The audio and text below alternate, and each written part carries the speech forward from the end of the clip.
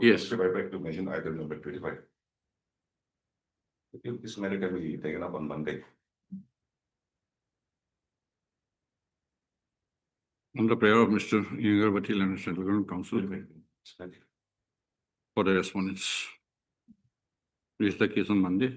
Post of Mr. Premature and it comes for the petitioner. is present and has no objection, has submitted that he has no objection to appear. Much manageable.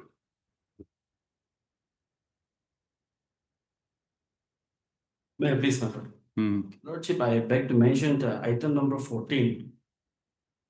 Yes, And this matter, Your Lordship, I'm yet to receive the instruction from the department if 3 weeks' time can kindly be granted, my lord. and Angami. Okay, Mr. You are there. For sake of hotel, learning council board of petition is present. Mr. N. Angami. Learned State Council has paid for and is granted how much time? 3 weeks, sir. 3 weeks time to obtain the necessary instructions and to file counter affidavit on behalf of the state respondents. Release the case accordingly after 3 weeks on a date to fix by the office. Deeply obliged. Your Lordship, I beg to mention item number 36 from the supplementary list, Your Lordship. Yes. Your Lordship, here I need to file my affidavit. I had sought for certain clarifications from the department. Hmm. So if 3 weeks can be granted to me. Yes. Lordship. Mr. Walling. Lordship. As Walling Learned Council Board of Petitioners is present, Miss AIME. AIME Learned State Council has submitted that she has sought certain clarifications from the respondents, and most of as such clarifications are not yet received, she has sought for a listing of the case after 3 weeks. Much obliged. Is the case accordingly after 3 weeks. Please, Your Lordship. Lordship, I beg to mention additional item number 8, Your Lordship. Admission Item number 8, Lordship, here the pleadings are completed, Lordship. So if this matter may be posted for hearing in the review court, sir. okay. Miss Esther, Learned Council Board of Petition. And who is the State Council? And the Learned State Council has submitted that exchange of pleading is complete. First of, release the case for hearing in the usual course. Much obliged. As May I paid, please, Your Lordship? as paid for, Kindly as paid for this. mention item number 4, Lordship. Lordship, here I filed my affidavit in opposition just this morning, and I have duly served the copy to the petitioner. Therefore, if this matter may kindly be listed for hearing on 2nd. You want to file any reply? No, this Lordship. Lordship, I received a copy of affidavit. Allow me 3 weeks' time to file a. Okay. Mr. W.R. Anguli, Learned Council for the petitioner, Mr. James Kiman for respondent number 4. Okay, are present, Mr. Anguli. Learned Council for the petition has paid for and is granted 2 weeks time to file an affidavit in reply to the affidavit of opposition filed by the respondent number 4. 4. Release the case after 2 weeks. Lordship, I beg to mention here in the hearing item number 33. Yes, Lordship, I have taken the consent of the parties, Lordship, this is not after 2 weeks. okay, on the prayer of Mr. W.R. Anguli, Learned Council for the petitioner, release the case after 3 weeks. Post of Mr. Lordship, I Miss, for respondent. Miss, Petitioner for the state, Lordship. for the Learned State Council and Mr. Young machine, Lordship. Learned Respondent Council 5 to 11, Lordship. 5 to 11 are present and have submitted that they have no objection to prayer. Lordship, I kindly, if specific date may be given, Lordship. After 3 weeks, this is the case. After 3 weeks. Should be advised. Very pleased, Your Lordship. Lordship, I beg to mention item number 7. On behalf of petitioner AGE himself. Lordship, if 2 weeks, time we can file examination. My Lord, will kindly see the last order passed on 26th, 2025. Then I'll see when the case comes. If I have to take out the file, then you wait for your turn. My Lord. Lordship, can you grant 2 weeks time to? Make the prayer when the case is called up.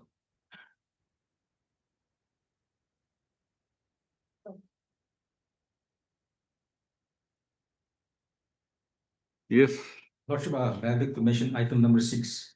6. Yes, this morning I received an affidavit filed by the government respondent. So kindly allow me to file affidavit in reply after Okay. 2 weeks. Mr.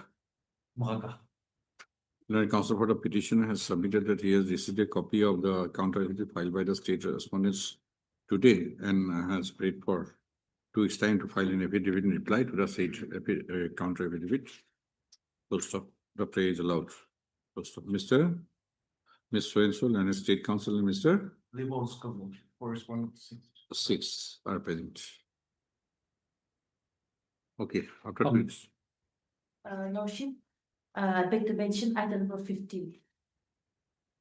On behalf of M. Longkumar, Lordship, he's yet to receive instructions, so kindly grant 3 weeks time to file the hearing. Ms. Swainsul and State Council. Appearing for Mr. N. Longkumar and State Council. Yes, what is your prayer? Lordship, 3 weeks time to file the hearing, Lordship. Yes. As prayed for and is granted 3 weeks time to file an affidavit in opposition on behalf of the state respondents. Mr. I. Jamil and counsel for the petitioner is present. My lord, there is an interim. The interim order procedure shall continue till the next state of listing. Check. Obligation. I like. Maybe it's allowed. I know that they mentioned item number 34 and 35.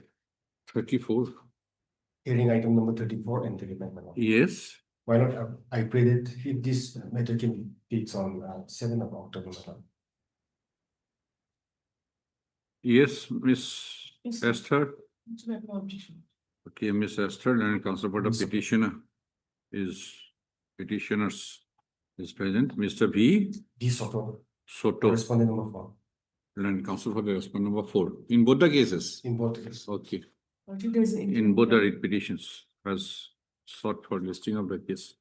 Will not put any fixed date immediately after the vacation. Has sought listing of the cases on a date immediately after in the second week of October. my lord. Okay, second week of October 2025. The prayer is allowed. List like case after 2 weeks. Any interim order? Yes, sir. Interim order. Interim orders. Past idea shall continue till the next list. Much, much. May it please your lordship. Yes. Lordship, item 16. I'm yet to receive instruction, so I may be granted a first time of 3 weeks to obtain instruction. Who is for the petitioner? Let it be called up. Your lordship, I'd like to mention item 20, lordship. 28 20, lordship. 20. Yes. Lordship, here, we're here to file our affidavit, lordship. You are for whom? I'm for respondent number 8. State has filed affidavit. Okay. Mr. My lord, here office note is not updated upon respondent number 9. Do I have sort of taken steps upon previous respondent number 9? 9. Yes, my lord.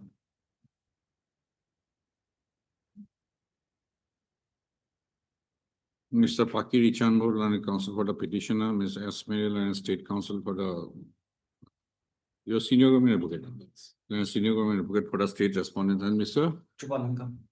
Land counsel for the respondent number 8 are present. Mr. Subhanankal and counsel for the respondent number 4 has sought for and is granted how much time? 3 weeks time, lord. 3 weeks time to file counter affidavit on behalf of the respondent number 8. My lord, I'll be Good stuff. filing my affidavit in reply. Okay, Mr. Fakir Ichanbur. To the state affidavit has also prayed for and is granted 3 weeks time to file affidavit in reply to the affidavit in opposition filed by the state respondents.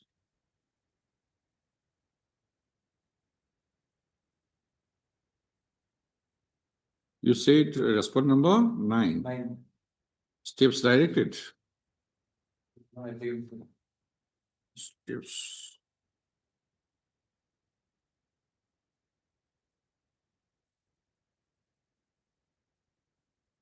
Return service audit.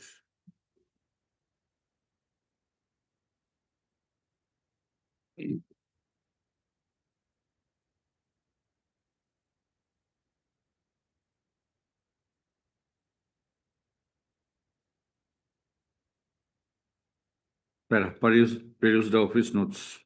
First of. Office notes reflect that service report in respect of the respondent number 9 is awaited. First of. If they want to take steps, first steps. yes, my lord.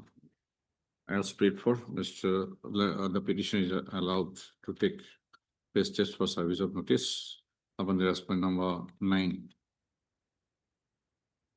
by registered post to edit within 3 working days from today. Here's the case after 3 weeks. Mr.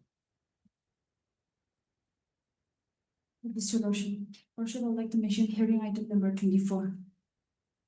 Your Lordship, it is a consensus where if it can be listed on 7th of October.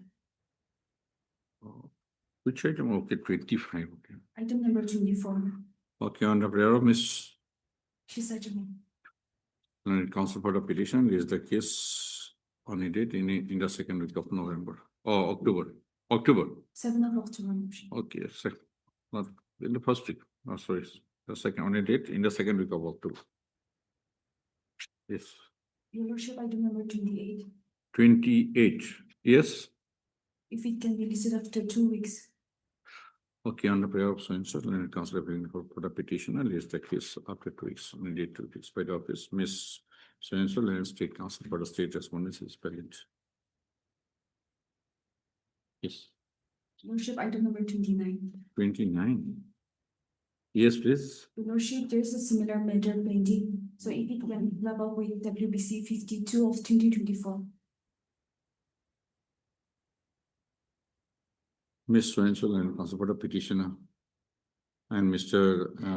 Enangami, Learned State Councilor present. Miss so-and-so, Learned Council for the petitioner has submitted that another repetition, WBC number 52/2024, involving similar issues, is pending and has post of CS submitted that this repetition maybe listed after 2 weeks. 2 weeks along with WBC number 52/2024 post of. The praise law is the case, this repetition along with WBC number so and so after 2 weeks. Lordship, Please, Your Lordship, I'm back to mention item number 19. I pray that this matter may be listed after the disposal of the writ appeal. Read appeal. Yes, Your Lordship. Which read appeal? Writ 19. Read appeal? Writ appeal 19 of 2025. We put it after 4 weeks then. Yes, Your Lordship. You were for I'm for respondent number 2. respondent number 2. Yes, any I'm for the petition. No. any objection? No, Lordship. Miss Esther, Learned Council for the petitioner. Respondent number 4. And Miss Lordship Jamir. Tosi Jamir, Learned Council for respondent number 2 are present for submitted. It is submitted by the Learned Council for the parties to list the case after 4 weeks as they are awaiting adjudication of a writ appeal. Writ appeal number 52/2024 first of list the case after 4 weeks. Lordship, there's an interior note. As prayed for, list the case after 4 weeks. The interim order passed shall continue till the next day of listing. Much obliged. Lordship. But why it is for orders? Oh, then it has to be checked. You wait. I please, Your Lordship, I beg to mention item number 9, 10, and 11. Here. Yes. I'm here to find my reply, so 3 weeks time maybe. You are for the petitioner. Yes, Your Lordship. Miss Moving to. Learned Counsel for the petitioner. You will be filing a separate affidavit in replies or one? Yes. Okay. Has submitted, for the petitioners has submitted that affidavits in reply to the affidavit in oppositions filed by the state respondents has paid for 3 weeks time to file affidavits in reply to the affidavits in opposition filed by the state Yes. respondents. Mr. N. Angami, Learned State Council for the respondents is present first of. The prayer made on behalf of the petitioners is allowed, list the cases after 3 weeks There is an interim, Your Lordship. for filing of affidavit in reply. The interim orders wherever passed shall continue till the next date of this. Okay. Please, Your Lordship, I beg to mention hearing item number 27. Your Lordship, my senior has some personal difficulties today. So the matter may come up after 2 weeks. Okay, you have informed the other sides. Yes, Your Lordship. Okay, on the prayer of Miss And so, and Solo, Learned Counsel for the petitioner lays the case after 2 weeks. Post of Miss so and State Council, you were for State Council. And Mr. Ali Wolfgang for respond to it. Who are present, have consented to the said prayer. Lays the case accordingly after 2 weeks. Your Lordship, I beg to mention item number 5 as well. Item number 5. 5. Yes, Your Lordship. Yes. The petitioner has met with a family medical emergency. Uh-huh. So if the matter may come up after 4 weeks. Okay, Miss so-and-so, Learned Counsel, being for the Learned Counsel for the petitioner has submitted that the Learned Counsel for the petitioner has due to certain emergency. Mr. Longjam, Yes, Your Lordship. Longjam is not in a position to attend the court today. She has just paid for listing of the case after 4 weeks. It is submitted that consent has been taken from the Learned Counsel for the respondents to make the prayer. List the prayer is allowed, list the case. In view of the ground cited, list the case after 4 weeks. May please, Your Lordship. Lordship, I beg to mention item number 12 and 13. 12 and 13. Lordship, I pray that this matter come up next week, Lordship, on 23rd, since my senior is out of station. Okay, on the prayer of Miss And we pray. N. Ruprio, Learned Counsel for the petitioner, separate order.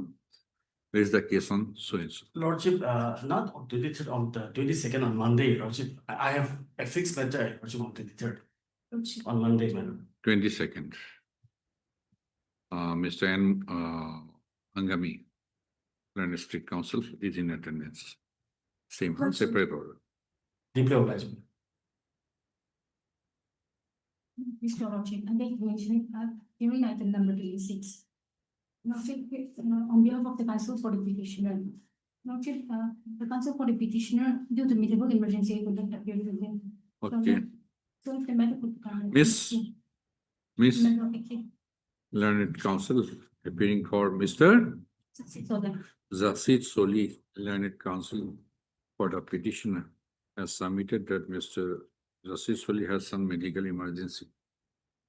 And due to such situation, Miss So-and-so has paid for listing of the case after, Next week. okay, after 2 weeks. It is submitted that consent has been taken from the Learned Counsel for the respondents to make the prayer. Miss Sinaholi, AIME, Learned State Council for the state respondents is present.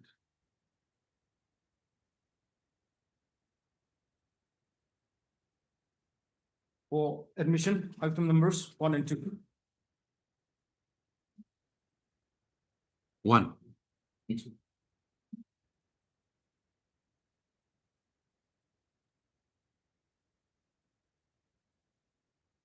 Your Lordship. Lordship, on Huh. Lordship, on this petition, we were asked to file our affidavit to the reflect. That is filed by the opposite party on before 18 of September. However, Your Lordship, I sincerely apologize as we were unable to file as directed. However, we will be filing our affidavit like during the course of the day. You are filing Yes, today. yes, during the course of the day. Okay, then, yes. Mr. NKO. Learned Counsel for the petitioner.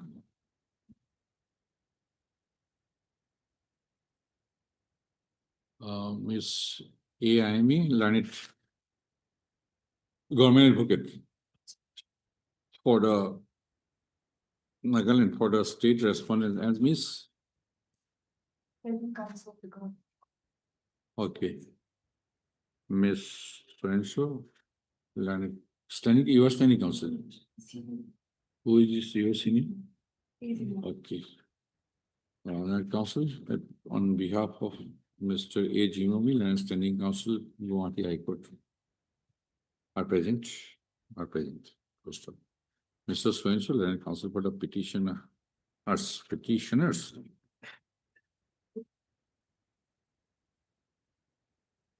Petitioners has submitted that the affidavit in reply on behalf of the petitioners are going to be filed during the course of the day. He has just sought for listing of the case after 2 weeks with the said affidavits in reply on record. First up, list the cases after 2 weeks. For admission, item number 3.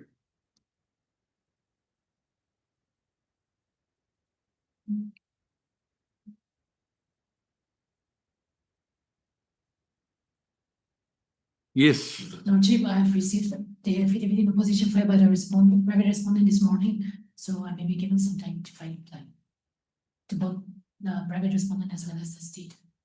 okay.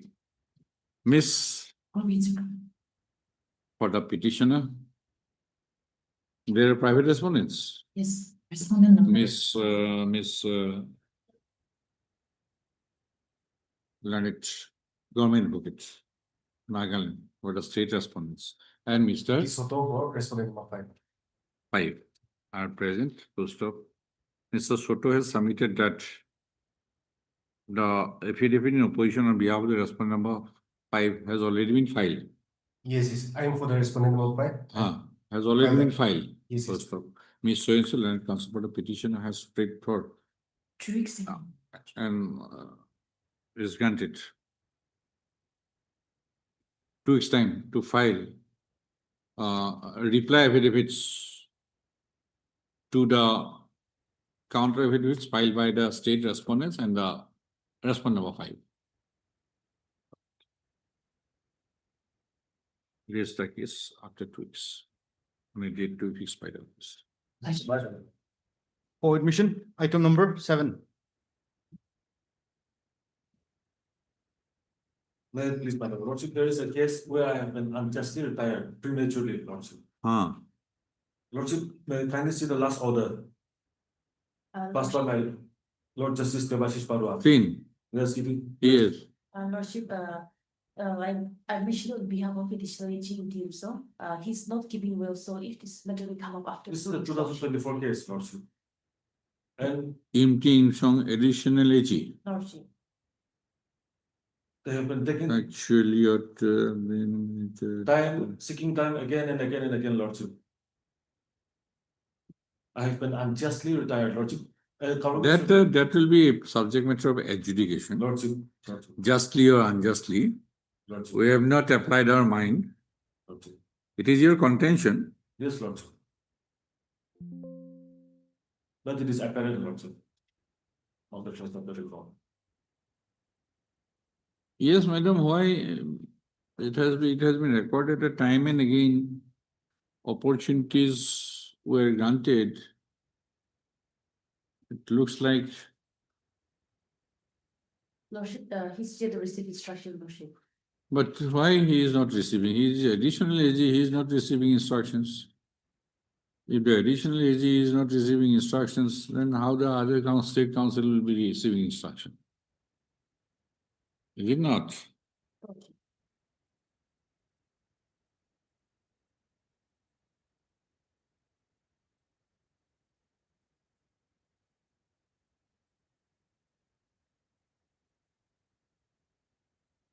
Last opportunity was given for them to file the affidavit by 12th, Lordship. And if failure to do so, with or without affidavit, the case was to be disposed of by law. In Nagaland, 35 years length of service exists, Lordship, as per the act passed by the state. Here, I have been retired prematurely by the school managing board. They have amended the rules and we were meant to retire by the age of 25. Not age of 25, but after serving for 25 years. Now, by that time, the amendment was made. I had already served for 29 years. When you were made to retire? 2030, my lord. When, 1 minute, where is your synopsis? I was appointed in 1995. And 35 years, my lord, will be completed in 2030 on. I have annexed the act also passed by the legislature. It's a short act.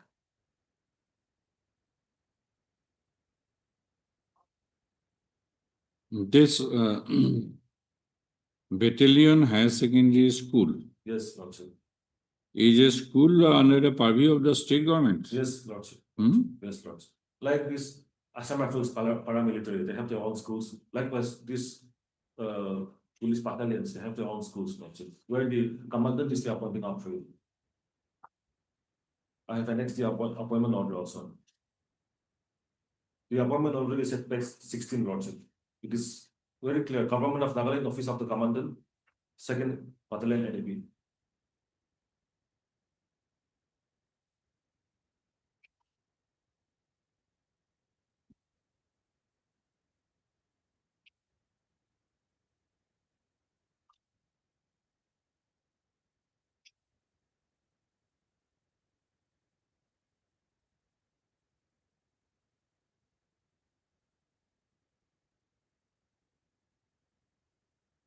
Okay, come to page 18. Yes, Lordship. Why this service was for private teachers?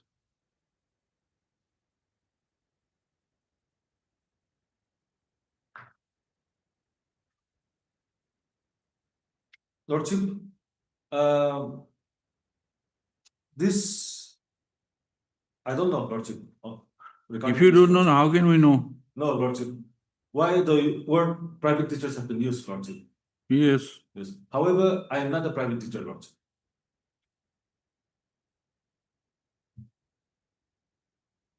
Now, in the, No, you are, if we go by page 20, yes, Lordship.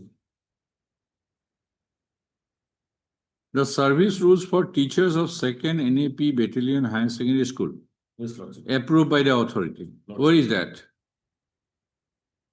Lordship, this is the only rules, Lordship, which was amended, and based on this amendment only, by the impugn order, which I have annexed. No, sir.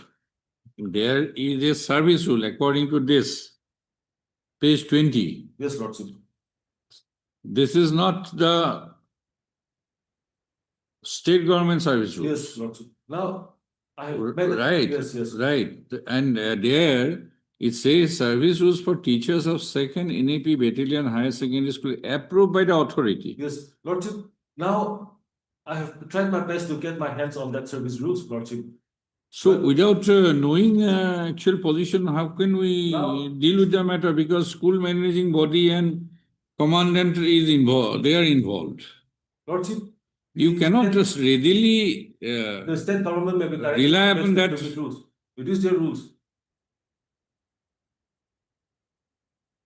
Okay, we'll have to They have- decide on the basis of records then. Madam, you place the records. Service rules of this Mokok Chan. You place the relevant records. Because he is amending the service rules. Yes, Lordship. Commandant. Yes, Lordship. Meaning thereby it is not a state. No, Lordship. Lordship. That is my entire condition. Lordship, Annexure 7, page 24, Lordship. Now, this is an act. The rules cannot supplant the Oh, sir. First we have to see Lordship. that act I know. Lordship. That what is 35 years Lordship, then in that. or 60 years My lord. and for public servant. Lordship. First we have to decide whether you are a public servant or not. Lordship. But documents indicate otherwise. No, Lord. The resolutions No, say Lordship, the appointment order, the extension orders, Lordship, and the upgradation orders, Lordship. oh, sir, All this was passed, Lordship. just because it is under the official letterhead of Government of Nagaland does not clothe you as a public servant. Because some documents indicate private teachers. Some documents indicate that service rules for private teachers. Then some documents says that commandant is the authority to amend the service rules. Lordship. If that is the position, that you may not be a public servant. To take resort to that act, public employment, whatever that act, which you have resorted to here. Now, even if Lordship, even if assuming Lordship, they cannot appropriate and reprobate Lordship. Oh, to appropriate and reprobate, we don't have any counter affidavit. Yes, Lordship. Now, the service rules which they have kept into a bucket, it may be directed to be placed before this court, Lordship. I have tried my best to get my hands on it, Lordship, but I have been denied access to it Because so far, so far the documents indicate, Lordship. the documents annexed to the writ petition indicate that the body is the managing body of the school. Lordship. In Nagaland, Lordship, in all government schools, Lordship, we have managing board at the ground level, at the school level, Lordship. If the And- commandant has the authority to amend the rules, Yes, which is why even for service rules, transfer of school teachers, Lordship, the recommendation and approval of the managing board or village education board. see, this is not, mandatory. from the documents, it is not directly a school which is covered under the Directorate of School Education. It is a school under the 2nd Battalion. Yes, Lordship. I And agree. your appointment order, Like the Assam Rifle schools, Lordship.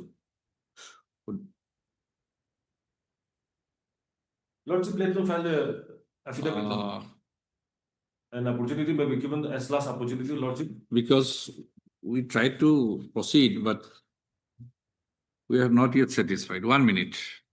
Something is there.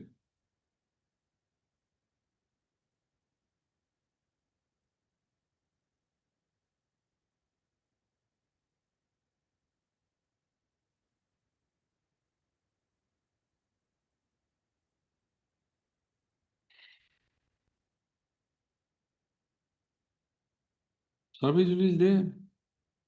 Somebody has placed. See the first line. Mrs. Ndianga. See the first line. The Commandant 2nd NAP Battalion Alichen is pleased to make the following service rules for regulating the conditions of service of the teachers appointed in the unit regimental school. Now, the name of the rules. Lordship, this is the amended rules. I am aggrieved by the amendment, Lordship. Whatever, please see the name. The Please see the name. Yes, Lordship. At least have the patience to hear the name of the rules. Madam. It may be amended, but rule is rule. The rule should be called Service Rules for Private Teachers of 2nd NAP Higher Secondary School, Alichen. By following amendment, making an amendment, there may be some changes, but the origin is private teachers.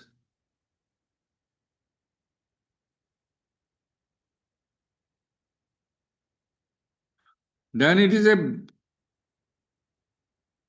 your contract, Even then, my lord, even then, your employment no, Lordship. is governed by contract employer. No, Lordship. Because there were rules, there was legitimate expectation that rules will be followed by the school authorities, Lordship. Private bodies. And the school, Lordship, is a creation of the government, Lordship. First, we have to see whether it is a state, Yes, Lordship. or thereafter we have to see whether it is an instrumentality of the state. Lordship. And none of this appears to have been present on a primacy view, unless they come up with, because your service rules is service rules for private teachers. Lordship.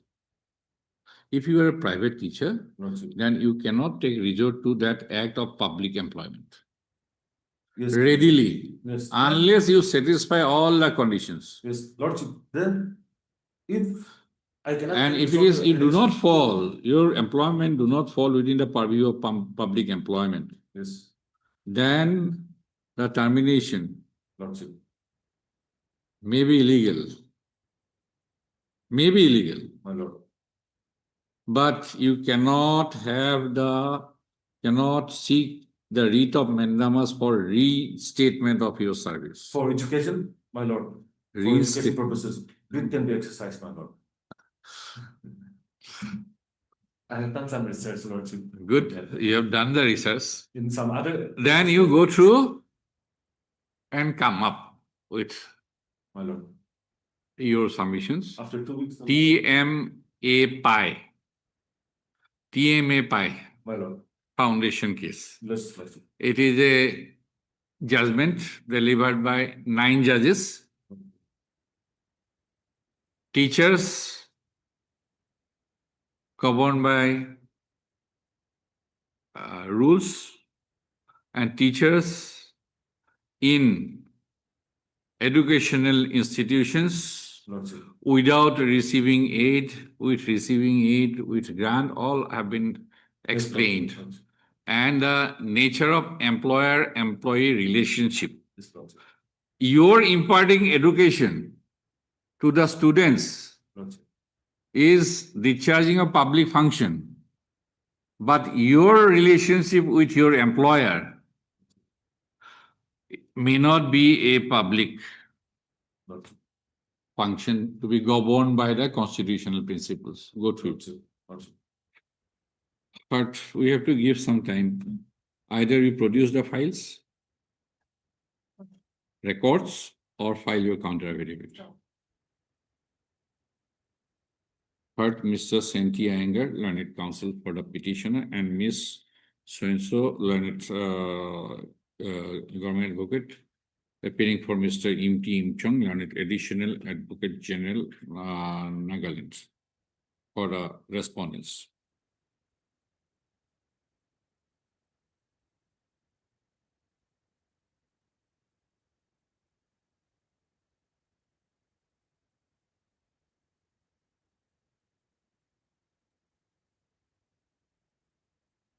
I think Mr.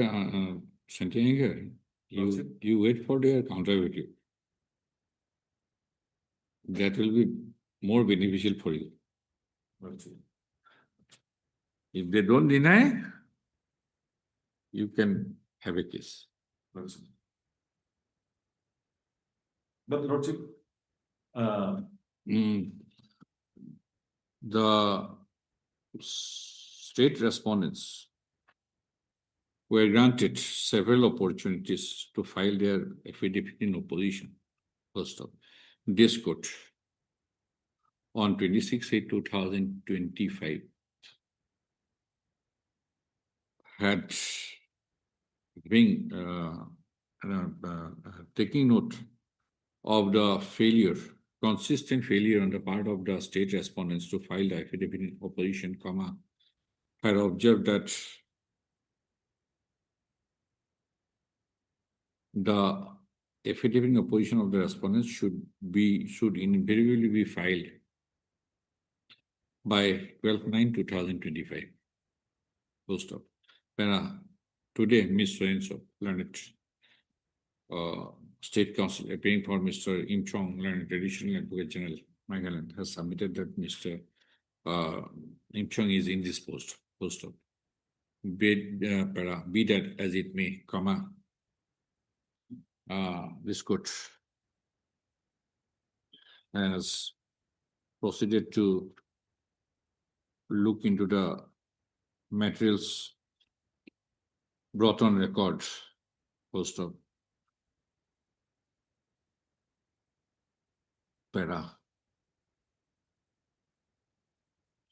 It is noticed that the respondents have projected that it is noticed that the respondents have resorted to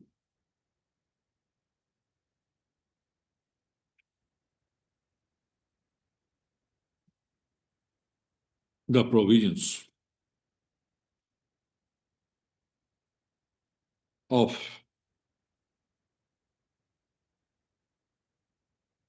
the service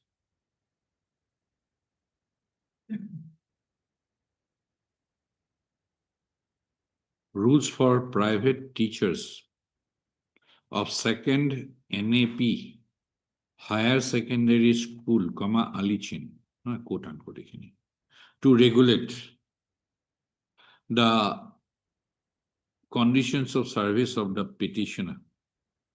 First of all, the petitioner was appointed as a teacher in the regimental school, comma, second NAP Alichin. First of all, the grievance of the petitioner is, comma, in a sense, comma, he or she had been illegally terminated from service. Prematurely retired from service. She had been prematurely retired from service in an illegal manner by the state respondents. Post of para, in order to adjudicate on the issue whether the petitioner had been illegally had been prematurely retired in an illegal manner, comma,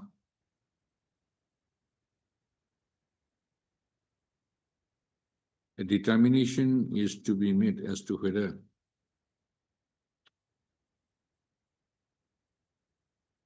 the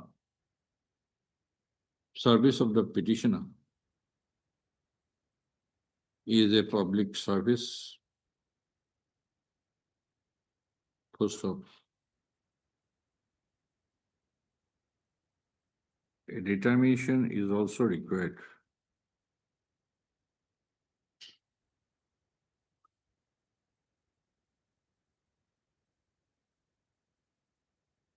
to examine whether the regimental school, second NAP regimental, second NAP Battalion Higher Secondary School, Alichan, Mokokcham,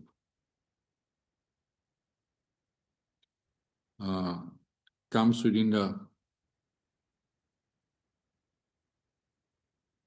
purview of Article 12 of the Constitution of India. First of, in order to adjudicate, in order to determine the above issues and the other related issues, comma,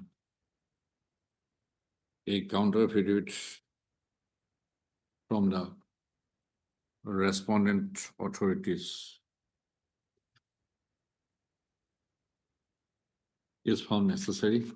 First of, as an affidavit in opposition. As no affidavit in opposition has been filed till date, comma, the alleged petitioner who is handling the brief shall produce the relevant records on the next date of listing. First of, a further opportunity is also granted to the respondents to file. A further opportunity, comma, as a last opportunity is also granted to the respondents to file their counter affidavits in opposition. Post of, lays the case on, give it after vacation, 13th October. This can be on 14th, my lord. 14. I am to do your best.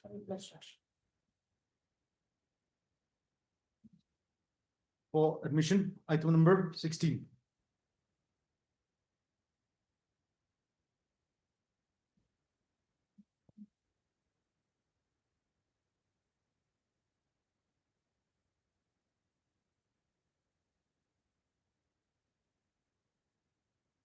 Mr. Roshi, on behalf of Ms. Mary, she's still received instructions If another 2 weeks, then we can invite it to be lodged.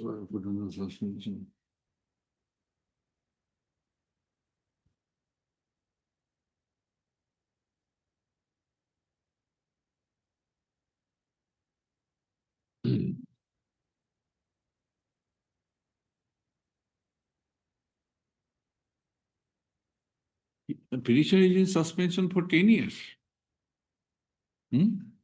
Lordship, I'm on behalf of SBR Lordship. She was there in the morning. She's engaged in one.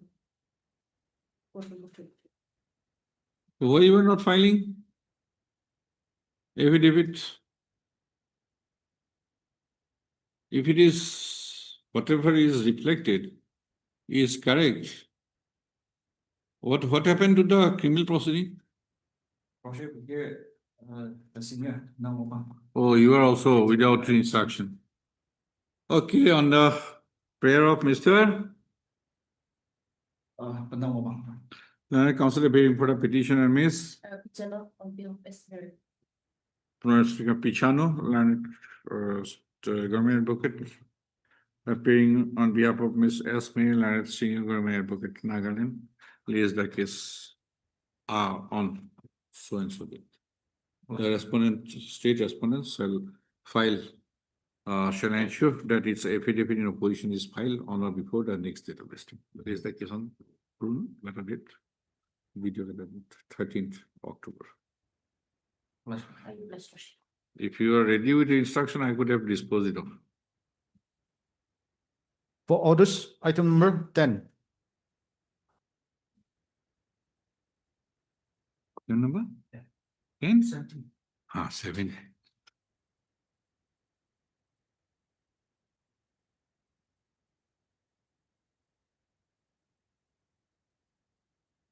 Tim Chong. Here also, what is recorded in the previous order, final opportunity.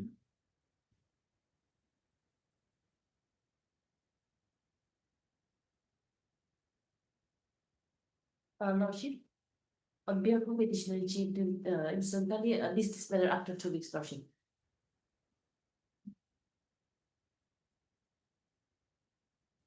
Last opportunity, Yes, Lordship, our Lordship. this time also, like the other one. It's not keeping well, Lordship. Mr.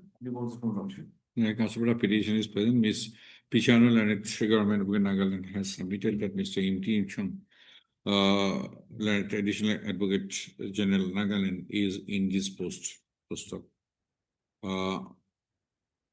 The previous order, the previous order dated 29/8/2025, granting final opportunity to the state respondents to file their affidavit is taken note of first of. In view of the ground cited regarding indisposition of the land additional advocate General Nagaland, let the matter be listed again on 8th of October, 10th of October. Right. For orders, item number 18.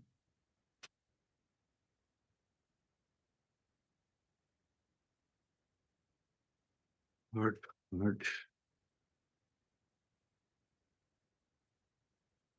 Some time to file. I please, Lordship. Lordship, I'm appearing on behalf of counsel for respondent number 5. I was told that you have filed additional affidavit as allowed by the last order. So you have filed a Additional affidavit. additional affidavit Yes. in opposition. Yes. Okay. Who is for the petitioner? No. And Miss Pichano, you also sought some time Lordship, to file a rejoinder affidavit. yes, Lord, I'll be filing today, Lordship. You are filing today. There is no representation on behalf of the petitioner today on call. Full stop. Ms. Pichano, learned government advocate for the respondent number 1 to 4 has submitted that the affidavit in opposition. An affidavit on behalf of the state respondents is going to be filed during the course of the day. Full stop. Mr. Tosi Tamjan, learned counsel for the respondent 5 has submitted that an additional affidavit on behalf of the respondent 5 has already been filed. Full stop. In view of non-representation on behalf of the petitioner, comma, raise the case after 2 weeks.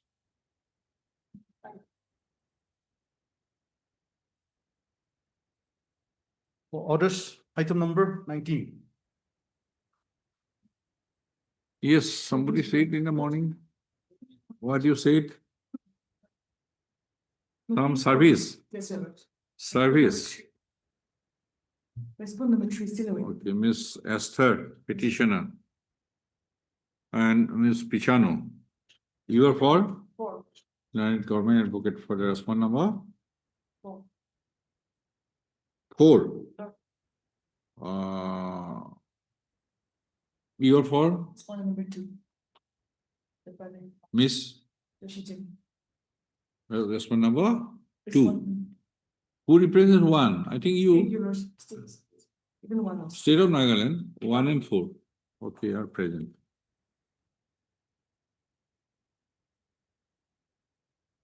Wait of it.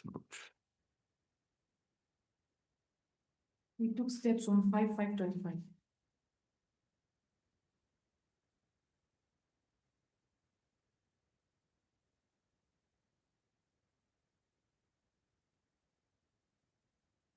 Okay. As per office note dated 28/8/2025, comma. Service report in respect of respondent number 5 is awaited first. Is not received. Is not received. Await for the service report in respect of respondent number 3. Release the case after 2 weeks. The interim order passed earlier shall continue. You have interim order? Yes, sir. Okay, interim order, if any, shall pass earlier shall continue till the next date of list. Much of like. Action.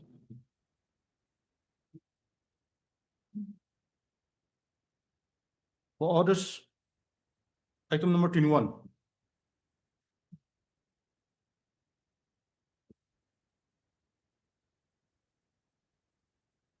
Yes, my lord. Procedural. My lord, today is for consideration of the interim, but order, your lordship, 19/8/2025. None of the. Why it is come up for order? Yes, because the private response are not represented, lordship. So, lordship, may kindly, there is a order dated 19/8/25.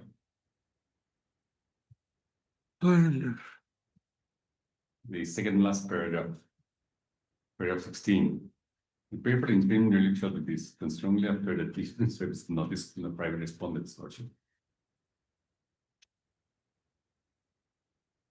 So you have to await. You have to await. Lordship, That is a conditional. yes, lordship. And that if, is- that granting interim relief is as good as final relief. Is it not? Lordship, because, yes, The challenge you have made, the excommunication. that will be mounting to almost finalist relief. Lordship. Lordship, but here. That is why this condition has been put. Lordship. Only after due service of notice on the private respondents. Lordship, at this juncture, lordship, since if lordship may be, and let it come off 2 weeks, lordship. For date. Okay, let us wait for the service reports. Let us wait for the service reports. Lordship. Because if the. Is any election is coming? No, Lord, not No. exactly, but No. since. So there is no immediate. Since the petition has been excluded from the committee, lordship, this is it's very tribal, lordship knows very well that it's a very. For sake of hotel and counsel for the petitioner. And Miss Pichano. Land Government Advocates. For the respond number 1 and 2 are present. Peruse the office note dated 15/9/2025. Poster. Await for the service reports in respect of the respond number 3 to 6. Poster. The prayer for interim relief will be considered in terms of the observation made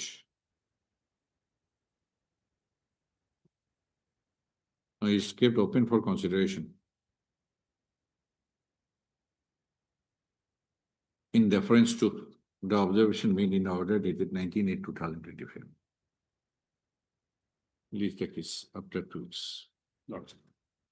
We are keeping it open, Lord, thank you, but Lord. the condition is Yes, clear. Lord. Like my Lord. I pledge. For orders, item number 22.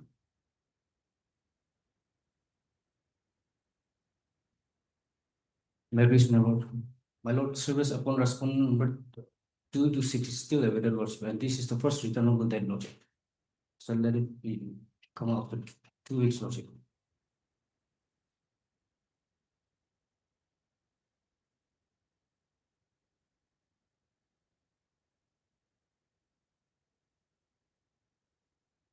We were enjoying an interim stay order on bank guarantee. Lordship. So bank guarantee has been stayed. Encashment. Yes, Lord. Okay. Mr. Nakula M. Kunya. Now counsel for the petitioner is present.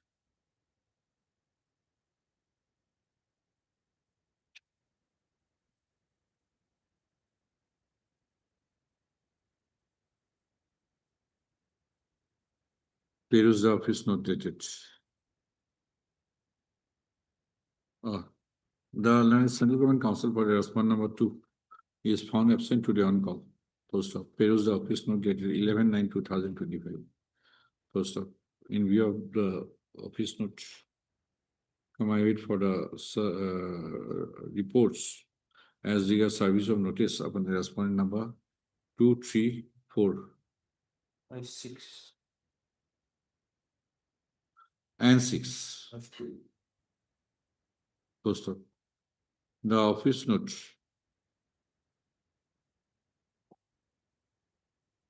mentions that service of notice has been affected upon the respond number 5. Post of none has appeared for the respond number 5 today on call. Post of awaiting this the case after 2 weeks for service reports in respect of the respond number 2, 3, 4, and 6. The interim order passed earlier shall continue till the next state of listing. The pleasure. For hearing, item number 23.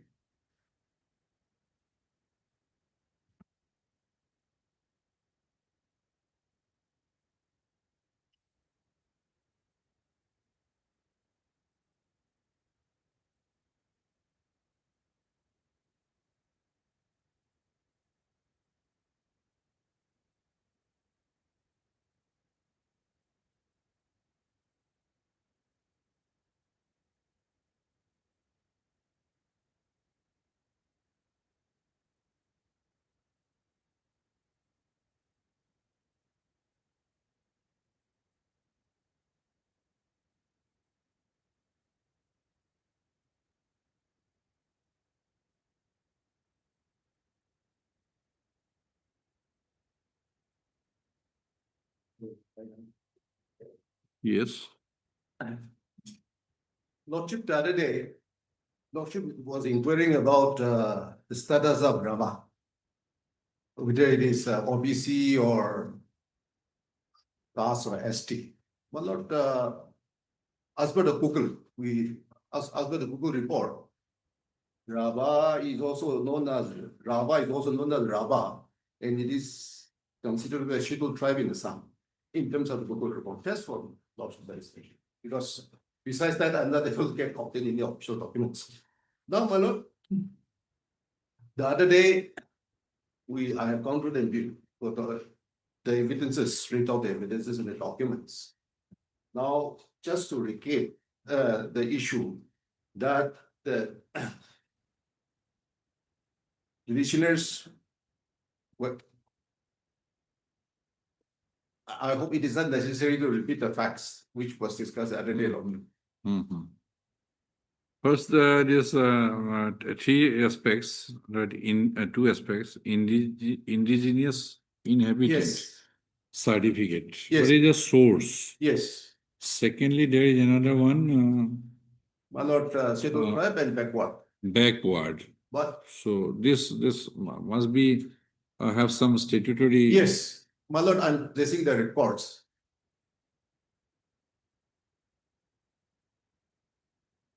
My lord, the first documents relates to constitution amendment declaring about ST for Nagaland. There is 23rd July notification constituted by the Act of 70. My lord, the tribal communities of all groups within tribes, tribal communities specified a schedule of this shall be for the purpose of constitution between the scheduled tribes in relation to the state of Nagaland, so far as regards the members thereof residing in that state, lordship, you can take note of that. And then lordship in the next page mention Naga, Kuki, Gajari, Wikir, and Karo. Then my lord, next page, via notification, my lord, on 6 July 2009, the list of recognized scheduled tribes in Nagaland, my lord, list of recognized tribes are 14 is mentioned here initially under the constitution by Government of India notification. Which one? This one? Yes, This one? yes, lordship. Next slide, the second paragraph. List of recognized scheduled tribes in Nagaland, then list of recognized Naga tribes in Nagaland, lordship. And Sumi is a serial number 3. Then, my lord, next page. This is a letter of notification of 28 April 1977. The governor of Nagaland is pleased to decide that in order to qualify as an indigenous inhabitant of the state of Nagaland for purpose of employment as envisaged in order dated 6/7/73, a person should have settled permanently in Nagaland prior to 1/12/1963. The following shall be the criteria for determining a person to have had a permanent settlement in the state prior to 1/12/1963. 1. His, her name, or name of the parents or legitimate guardian, in case the person was then a minor, should have been entered in the electoral roll published on 5/2/1963, or the person or his/her parents or legitimate guardian should have been paying house tax prior to 1/12/1963, or the person or his or her parent or legitimate guardian should have acquired property or an pata on it prior to 1/12/1963. It has been decided that only those certificates issued by the deputy commissioner or an additional deputy commissioner shall be accepted with immediate effect. The form of certificates as indexed shall be used. This supersedes the number dated 17 December 1976. So this is the criteria. That's 6. So, my lord, it is we trace to the parent and or to the grandparent, that if my father or grandparent was enclosed, has entered her name in the electoral roll of first election in 1963, or house tax prior to 1/2/1963, or acquired property prior to 1/2/12/1963. That's how, lordship, we trace back for purpose of indigenous inhabitants. We have to trace back to the roots, to the ancestral village, So, to the native village. Any question arises regarding indigenous inhabitant, Inhabitants. then these are the parameters Exactly. for under which the inquiry is to be directed. Yes, Inquiry is to be done. exactly. by the and our competent authorities, the deputy commissioner of the Deputy district. Commissioner, right? So, my lord, even if a person lives in urban area, I'm an owl, my lord. So this is the base Yes, this is the base. on Actually, which the indigenous Yes. inhabitant certificate is to be issued. my lord, subsequently, Huh. this notification was superseded by a notification on 20th Okay. September 2024. But for the present case, then 77 notification was holding the field when the issue was decided. Okay. But okay. for the purpose, lordship, of the next notification, Let us have a look Yes. at this. 20th September 20, in order to protect and safeguard the interests of indigenous independence of the state of Nagaland for the purpose of streamlining the qualification for eligibility of being an indigenous independent of the state of Nagaland, and taking into account the recommendation as made by the Commission of Register of Indigenous Inhabitants of Nagaland, and considering all relevant aspects of the matter as and in superstition of the previous notification guidelines in orders issued from time to time by the government on this subject, the following criteria are laid down for issuance of indigenous independence of certificate. ICC of Nagaland can only be issued to citizens belonging to any one of the 15 Naga tribes mentioned there, as notified. The Constitution and Scheduled Tribes Order 1970, who are resident in the state and are considered an indigenous inhabitant of Nagaland, provided that the person can trace their descendants to a recognized village in Nagaland. Then, my lord, there shall be a recognized community, recognized village. There shall be in every recognized village a village verification committee to be nominated by the village council, are consisting of the following, lordship.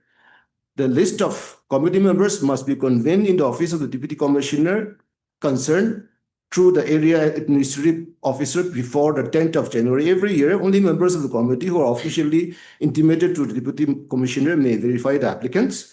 The forms annexed, then the village verification thus constituted shall be the authority to verify and attest the applications with the particulars claimed by the petitioner, the name of the father and mother along with your village, the name of the paternal grandfather and the paternal great-grandfather along with your village. If there is any case of adoption at any level, the applicant shall be required to disclose the detail. This has to be verified by the village verification committee. Withholding and representation of any information in this regard by the applicant or the village verifying committee will be tantamount to claiming false identity and liable for criminal prosecution. The village verification committee shall keep a written record of its meetings with attendance and recommendation made for each applicant's receive. This has to be produced for verification of the area administrative officer whenever required. The application form duly filled and verified by the village verification committee will be submitted to the area administrative officer along with the requisite documents of proof of identity and residence listed below at paragraph 12. The area administrative officer, upon being satisfied that the applicant is complete and genuine, will forward it to the office of the deputy commissioner with the recommendation within a period of 5 working days. If the officer is not satisfied, she may carry out additional verification and then forward to the office of the deputy commissioner within a period of 10 working days. The office of the deputy commissioner will examine all such applications that are recommended by the area administrative officers. The application for issuance of ICC will be mandatorily processed in file, and the officer in charge of the branch concerned of the deputy commissioner shall certify and file that all the particulars filled up in the application form have been examined and found to be true, and give a clear and unambiguous opinion in regard to eligibility of the applicant for getting the ICC. The approval for ICC shall mandatorily be given by the deputy commissioner only in the file. Thereafter, which the deputy commissioner in his or absence, the additional deputy commissioner shall issue. Each ICC shall contain a unique number which shall be permanent and non-transferable. Henceforth, any reapplication for a format must quote a unique ICC number, and new or reissued certificates will have the same number. The deputy commissioner or the issuing authority is empowered to refuse or cancel an ICC if it is found that claims made by the applicants are found to be false. Any application where there have been adoption of the applicant or his or her parents, whether from within the indigenous Naga community or otherwise, must be referred to the PNR department. The deputy commissioner shall send monthly reports of all certificates issued and rejected to the office of the commissioner Nagaland. Also upload in the also certificates in the official website. 12A, submission of authentication of false information by the applicant or any community-based authority for the issue of ICC will tantamount to a criminal offense. The certificate of the applicant, if issued on false claim, will be cancelled, and any benefits accrued on its basis will also be cancelled. The members of the village verification committee that authenticated the false claim shall also be penalized for being removed from office and shall be debarred from holding in any office for 5 years. Government servant whose charges such an offense is detected will be liable for disciplinary action. If criminal offense is established, the officer shall be charged under the appropriate provision of law and action taken accordingly. The case against the officer, whether disciplinary criminal, must be brought to a logical conclusion where she is either exonerated or appropriate penalties is imposed. The following documents are to be submitted along with the application form to the area administrative officer: proof of identity, physical identity mark, any one of the following: class 10 admit card, Aadhaar card, passport, proof of residence, passport, Aadhaar card, bank passbook, driving license, ration card. Henceforth, newborn children of indigenous inhabitants must apply for registration within 6 months of the date of birth in the requisite application form along with the birth certificate. The provisions of this notification will come into effect from the date of issuance of the notification. This is the one holding the field at the moment. When the inquiry was directed? My lord, the inquiry was directed, Lordship may kindly see 2011-2021. My lord, 11. yes, Lordship may kindly see Which page? the judgment at page 80. 80. The Honorable High Court judgment, page 80. 80. The judgment was passed on 22/12/2023, page 81. So that inquiry was initiated when? My lord, thereafter, Lordship may kindly say 98, 31st May. 31st May. The initial inquiry was 2011-2021. Then the fresh inquiry by the Deputy Commissioner Wood is imbued. He is at page 98, 31 May 2024. 31st May. Yes.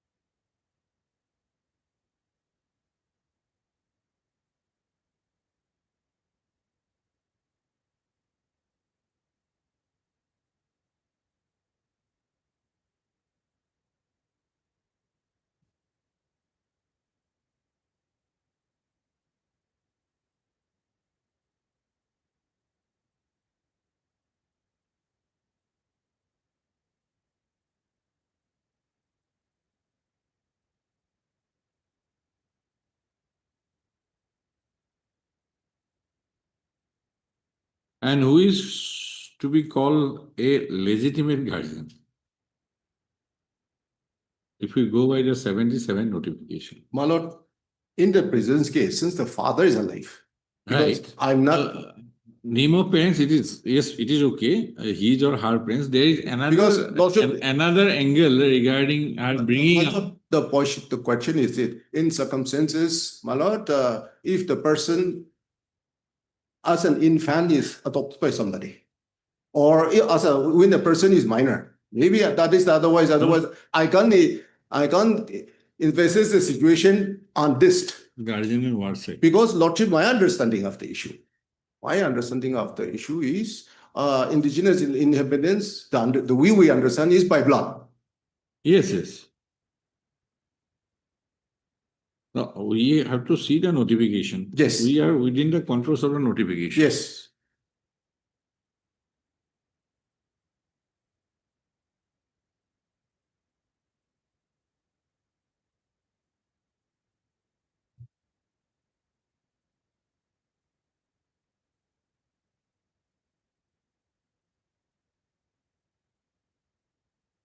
This act is applicable. My lord, I'm not very sure whether the state government had, assembly had issued, but it is applied, Lord. No, was it an issue, Mr. Zamir, under Article 371A? I don't think. Pertinent. I don't think so. So this said act may be called so and so. This extends to the whole of India Yes. except Jammu and Kashmir. Yes. So I don't think Yes. you have any customary law regarding adoption. Yes, Mr. Jamir. Any customary law regarding adoption? Adoption. There are some government notifications with regard to the adoption. Because here minor and guardian is defined. Yes. Legitimate is lawful. Lordship. And a guardian means a person having the care of the person of a minor or of his property or both. His person or property. Now, one minute. I am not finished. Then there is a procedure to declare a person as a guardian. Yes. One cannot go and I am his guardian. No. My lord, that practice is followed here. Because, my lord, there is an adoption agency under we're under the Social Welfare Department in Nagaland also. So from there, that process is followed. If that is followed, Yes. to become a guardian, legitimate guardian is same, we don't think illegitimate guardian. To become a guardian, one has to follow Yes. the procedure of law. Yes. And if it is not, then he is not a guardian. Second. If he is not a guardian, My lord, if we go by 77 notification, that Rava is not a guardian, yes. then what remains is regarding his parents. Yes. Yes. Yes. Subject to the state council's contention. Yes. Because on the date the court directed the inquiry, this 2024 office memorandum or whatever notification was not in force. Meaning thereby the inquiry is to be, parameters of the inquiry should be confined to the 77 notification. And 77 notification speaks about his parents or legitimate guardian. Yes. Then Deputy Commissioner has to concentrate the inquiry. This is my loud thinking. Has to concentrate on parents or legitimate guardian. Yes. Rava is one. Yes. And the other one is the father, claiming to be the blood father. Exactly. And the other one is the adopted father. We are not in adopted father, we are on guardian. Lordship. If guardian, he is not guardian under the law, then he is not legitimate guardian, he is illegitimate guardian. We don't have any scope under the notification for illegitimate guardian. Then it remains, the inquiry is to be confined within parents. So my respectful submission all along is, my lord, the issue, the basic issue is about paternity. I'll come to that. Let me complete the documents, then I'll make that submission, lordship, so that I have gone through it. All the states I have gone through it. Oh, lordship. I have gone through it. Fine, lordship. I have gone through it. Regarding that 6 or 7 tribes more backward. Yes. Under Article 16(4), there is a notification. Then 14 April 2021, now Sumi 2%. This lady claims to belong to which tribe? My lord, Sumis of Kifri district. Sumi. Of lordship, if lordship, I can see the 14 April 2021 notification. 2021 notification. The reservation. Sumi. Okay, Kifri. Yes. So the issue is that I claim that I belong to that. So, my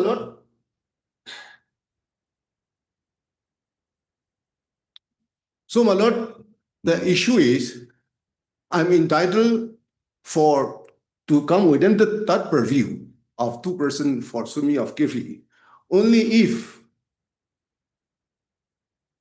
it is found that I belong to I am an indigenous inhabitants of Sumi of Kifri district, not all the Sumis.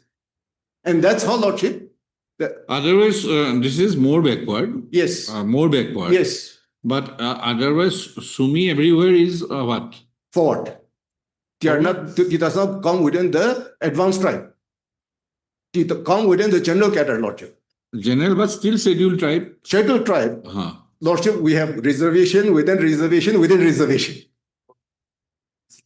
Lordship, so my lord, for the advanced tribes, it is open competition. And for the backward tribe, within the tribes of Nagaland, some are considered as economically, socially backward, so that they are given certain reservation within the reservation. So, if this lady is recognized as Sumis for Kifri district, Lordship. then her offer of appointment will remain. Exactly. That is your. That is the issue. That is the issue. That's how, my lord. And Lordship may kindly appreciate this fact that my scheduled tribe certificate and my indigenous certificate, if your Lordship may kindly allow me to show page 40 and 40, page 40 and 41. Yes. It was issued by the Deputy Commissioner of Kifri, Lordship, where it is mentioned that I am that certified Livi Sumi, daughter of Hotoshi Sumi, Yangzidang village of Kifri district. So that is then, my lord, the next page also, the same. The scheduled tribe, my lord, Hotoshi Sumi of Yangzidang village of Kifri belongs to Sumi.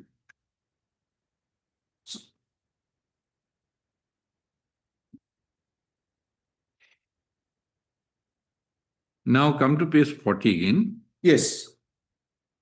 Next para. Therefore, in terms of the provision under notification of 77. this is a notification. Yes, Lordship. This is a notification. Lordship.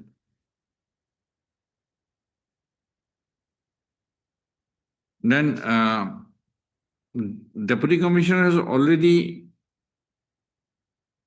made the inquiry before issuing. It is Yes. presumed. Yes.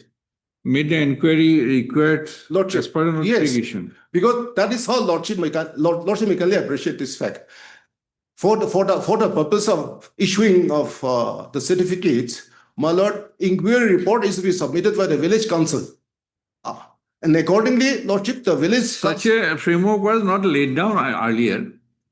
It is only in 2024 it has been laid down, but otherwise it is presumed that Deputy Commissioner has done his act properly. If your Lordship may kindly look into the evidence recorded, the village council chairman of Yangzidang and the Yangzidang villagers also were called to ascertain. Lordship, I'll come to that.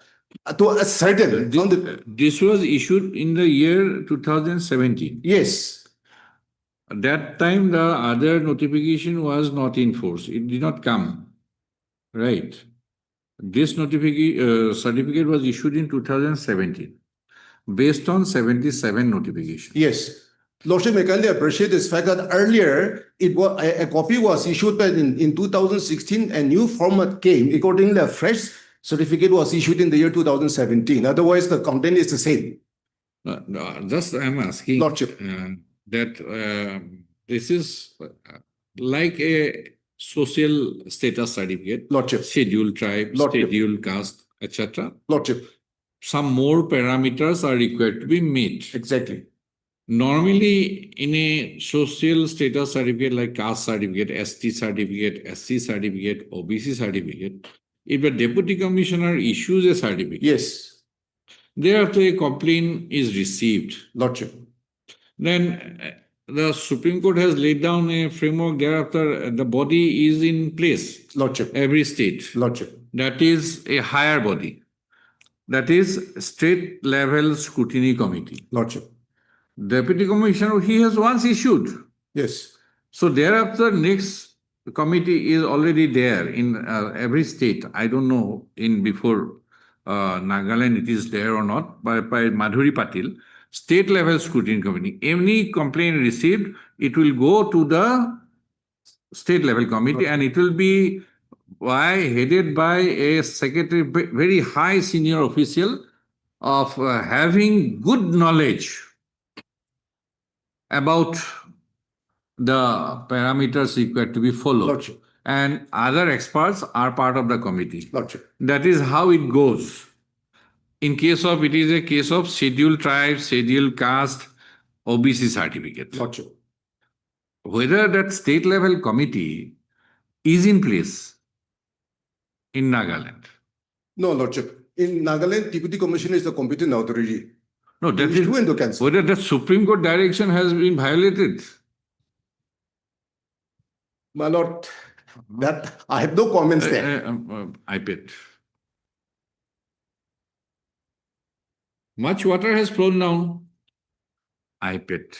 Paturi Kumari. Yes, Madhuri Patil. Paturi Kumari Patil. 1994, 6 SCC. Yes. 241. After that, again by the same page, 1995, 4 SCC. That is Director of Tribal Welfare, Government of Andhra Pradesh. Thereafter, the latest one with regard to said judgment, which has been referred to in both the cases have been referred to. That is the case of the Chairman and Managing Director, FCI versus Jagdish Balaram Bihara. That is 2017, 8 SCC, 670. Both the judgments have been referred here also, and then it has streamlined. And then Is there any mention about state level scrutiny state committee? level here it is not mentioned. But in Madhuri Patil's case, Can you just send over Madhuri Patil just for a moment? Madhuri Patil is, Mr. Kivapom, Yes, my lord. do you have a state level scrutiny committee? As of now, no, my lord. Huh? Because it was a direction under Article 142.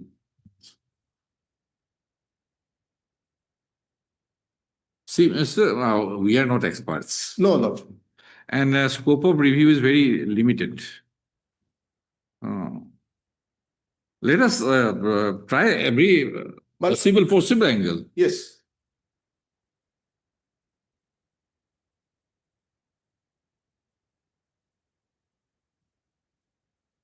State level scrutiny committee. next one after the Madhuri Patil, and then the latest one is CI is, I have given the citation. 2017, 8 SCC, 670.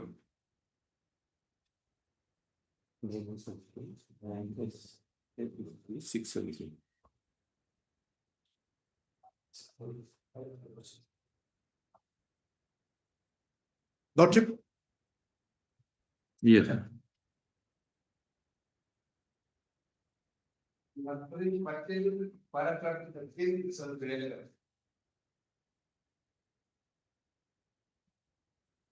24.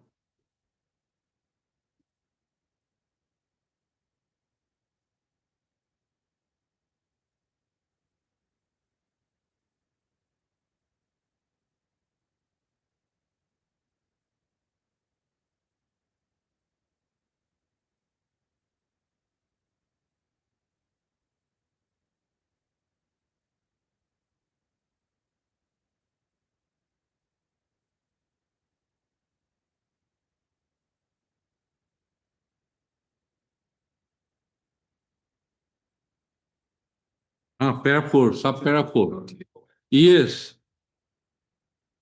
Additional or joint secretary of any or any officer higher in rank of the director of so-and-so, director concerned, director, social welfare, tribal welfare, backward class welfare, and in the case of scheduled tribe, another officer, intimate knowledge in a verification and issuance of social status certificate.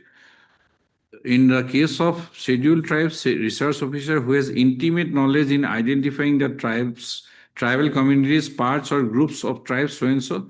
Each directorate should constitute a vigilance and everything has been laid down here. Yes. Everything is On the issue here, my approach will be a little different here because, Lordship, these judgments will take it. But my thrust of my argument is, what is the basic issue involved here? The basic issue involved here is paternity test. Paternity Yes, test, if this from has been the refused. reports, from the reports I'll show. This has been refused My lord, Lordship, may kindly allow. both by the father and the daughter. Or if your lordship may kindly see the judgments of the previous two judgments of this honorable court, the single judgments. This is the third round of litigation. Right, paternity, along. paternity test You has see- been closed. No, my lord. Kindly allow me on that subject. My result, my lord, if lordship desires 5 minutes, Just a minute. then thereafter I'll submit that.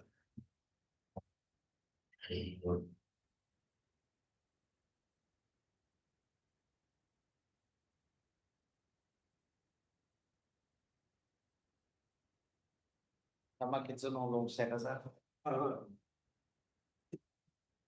Step level scrutiny committee. Dahil to sir, sorry, The right. dahil to sir, sorry, dahil. Level issue ni. Asal. Tapi, hindi ko yung issue. May nabababunas. Who is my father? That will decide everything. Itu syllabus bahaya syllabus betul saya Who is my father? That is the issue only. That is the basic issue in both here. That I know.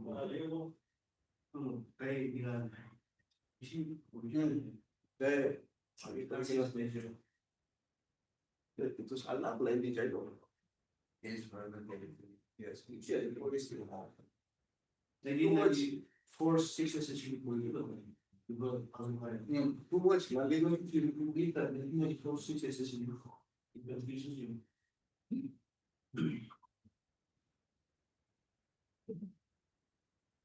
Parameters going up, but that is not the issue. It's for computer. Yes, that's again. Swear again. This is the one. As we go to the general mass, we need to cover community. Yes, we can live in. I mean, I'm not going to see. It's an issue. Who is my father? Whether my father is a real what or the ship. That much. I mean, that is wonderful. That girl which is not an hour, you know, my that case cholesterol. Sometimes. Doctor. The best. He didn't teach me to know we can go about one person. I got a human side.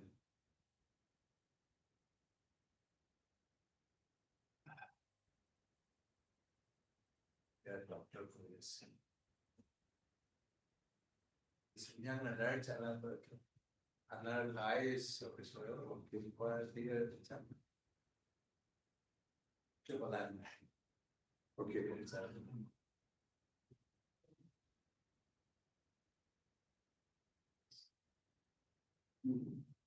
This.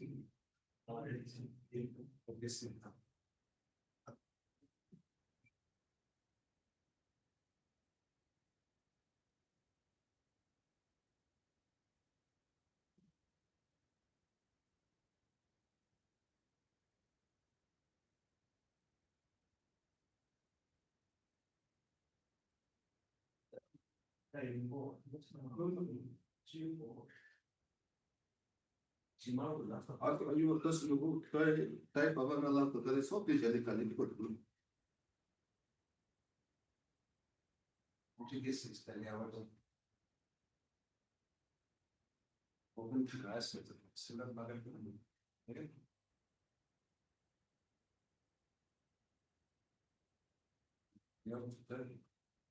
That's the lesson, but not yet. That's a good thing. It's not.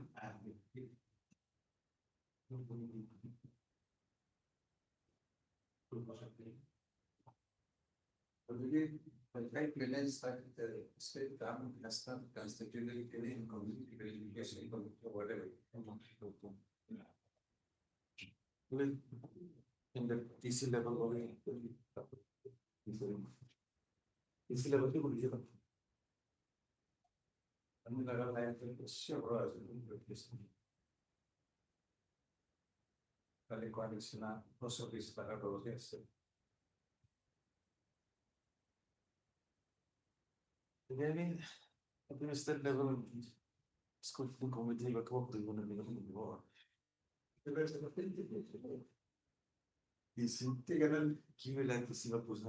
In other states, completely working for the tribal welfare. That can find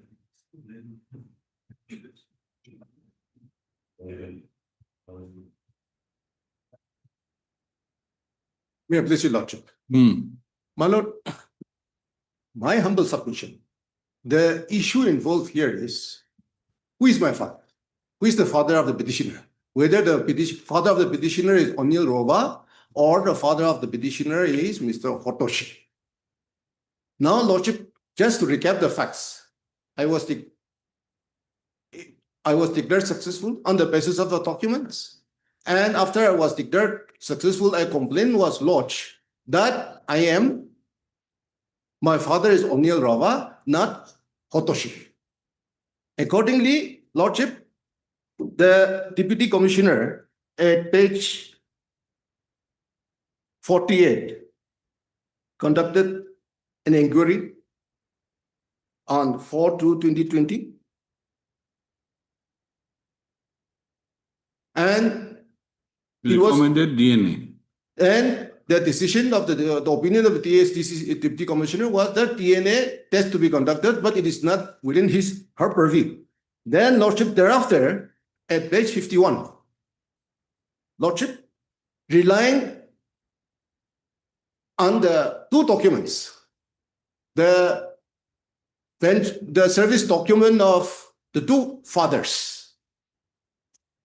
The court come to a conclusion, the deputy commissioner says, my name is included as a beneficiary in O'Neill Rova's service pension paper, service book, whereas my name is not included as a beneficiary in the service book of Hotoshi, and on that ground alone, my lord, lordship may kindly see at page 52, second paragraph, my indigenous certificate was cancelled. My lord, ST was not interfered. Only the indigenous inhabitants certificate was cancelled. That was ordered. And in that view of the matter, 53 lordship, my appointment was changed. 30th June, which is under challenge. Then, my lord, next page. So I came before this honorable court, and lordship at paragraph 7 and 8 of the judgment, at page 62-63, the London single judge says that merely deciding the fate of the petitioner on the basis of the two pension document is not sufficient and proper principle of natural justice, and it was set aside.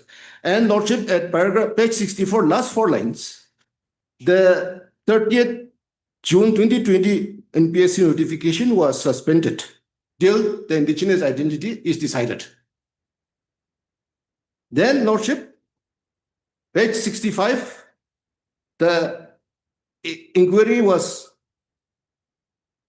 conducted, and thereafter, lordship, at page 79, on 11 April 2022, the deputy commissioner had taken a decision that evidence that he is not satisfied with the evidence produced, so DNA to be conducted, reiterated the DNA test. And this DNA test order, 11 April 2022, was under challenge. Next page. Then, my lord, from paragraph 12 onwards, page 87 is the finding, but I am reading only paragraph 17, page 89. Considering the observation made in the present petition, this court is of the considered opinion that the deputy commissioner can come to a conclusion on the basis of the inquiry proceedings held on 2011-2021 and 4/12/2021. That is paternity, lordship, to determine without undergoing DNA test to determine who is the father of the petitioner? If your lordship may kindly read from paragraph 12 onwards, the findings, everything is since it was read the other day, I am not repeating. Accordingly, then lordship 19. Lordship, accordingly, it is directed that the deputy commissioner shall, paragraph 19, page 90, accordingly, it is directed that Deputy Commissioner Kipri shall come to a final decision on the message of the materials available in the inquiry without directing the petitioner to undergo DNA. Petitioner, Otoshi and Onoi Rova to undergo DNA test. So the direction of the learned single judge was without undergoing the DNA test of the petitioner and the two fathers, contending fathers, lordship, DNA test to be to take up this, give a finding to determine who is the father of the petitioner, because, my lord, if Anil Rova is the father of my the finding is that Anil Rova is my father, then it will take a different route. If it is determined that Otoshi is my father, then it will take an opposite 180-degree turn. That is, then lordship, thereafter inquiry starts. Then page 98 is the impugn order. That we have read many, No, yes, lordship- someone many. Lordship, then, lordship may kindly allow me. Lordship, kindly allow me. Last one point at page 105. No, before that, let us once again read Yes, page 89. page 89, 89. para 17. Para 17. Considering the observation made in the present petition, this court is of the considered opinion that Deputy Commissioner Kifri can come to a conclusion on the basis of the inquiry proceedings held on 2011-2021 and 4/12/2021. This is clear. Lordship, Two inquiry proceedings already held. Lordship. Materials then come to page 18. Page, Paragraph 18. Lordship. As the court intends to remand the map back to the Deputy Commissioner, Lordship, yes. Take a decision Yes, take a decision. on the basis of the materials available in the Exactly. inquiry proceedings. Lordship, Right, it is very clear. Lordship, fine. Court refrains from making Yes. any observation with regard to oral or documentary evidence. 100% correct. So Deputy Commissioner is not authorized to take further evidence. Lordship, It is clear. Lordship, fine. This inquiry proceeding, which Yes. again she had summoned or he had summoned Yes. many persons, is not authorized by the judgment. My lord, that is the point. When the inquiry was conducted thereafter, if your lordship may kindly see the impugn order at 31st May 2024, it was decided strictly on the basis of the meeting minutes held on 2011-2021 and yes, lordship, meeting minutes. Lordship, it was strictly on the basis of that only that it was complied, judgment. Lordship may kindly see. Kindly allow me to read paragraph. Okay, just a minute to understand. Page 98. 98, yes, may I read, lordship? So, okay, these are the statements already. Exactly. He Record. had only analyzed it and passed the judgment. He did not take additional evidence. Okay. Right. So far that part is concerned, that is okay. Lordship. Now, her findings recorded from page 104. Yes. Yes. Now, the impugned part is this. Yes. Now, what is the grounds for challenging this? Yes. My lord. Because it is determination of facts. My lord, I fully concede. My lord, before I go to that specific submission, lordship may kindly come to the last paragraph. Therefore, from the above observations made in the inquiry proceeding dated 2011-2021 and 4/12/2021, and the materials available in the inquiry proceedings, it is arrived at the conclusion that Mr. Levi Sumi is the daughter of Onir Rava and Jivili, and not the biological daughter of Otoshi Sumi. My lord, the Deputy Commissioner did not interfere with and set aside the indigenous inheritance certificate of the petitioner. It is still holding it is technically it is still holding the field.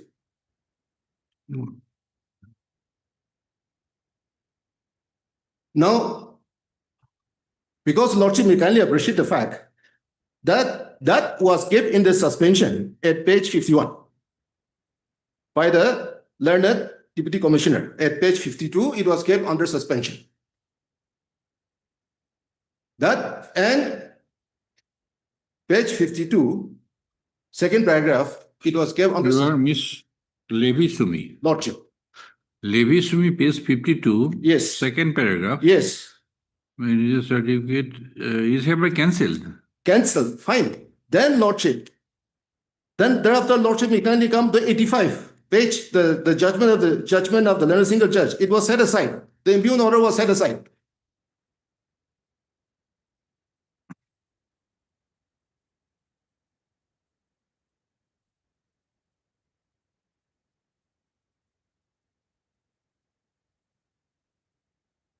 My lord, the impugned order, paragraph 7 and 8, paragraph 8, it is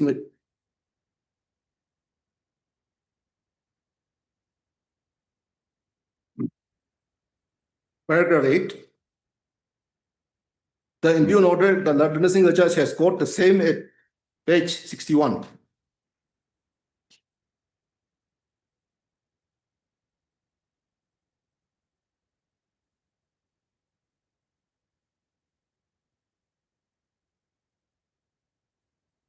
Why in the earlier rounds this notification of 77 has not been brought to the notice of the court?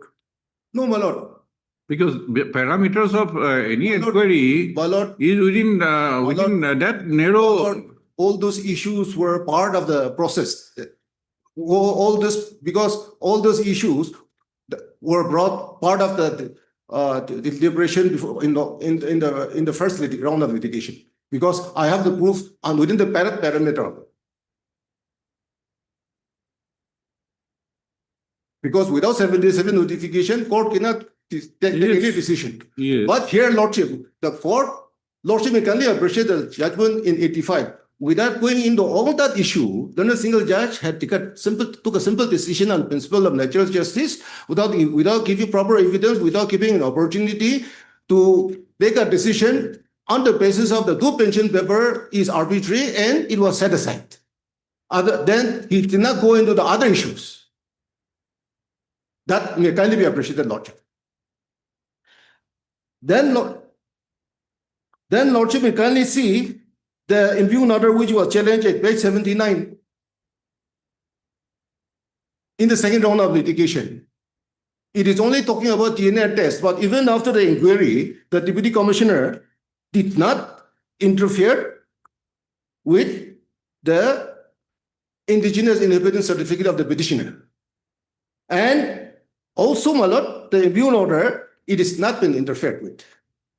So that aspect may be kindly kept in mind, Lord, may be kindly taken into consideration. Now, on the other submissions, Lordship.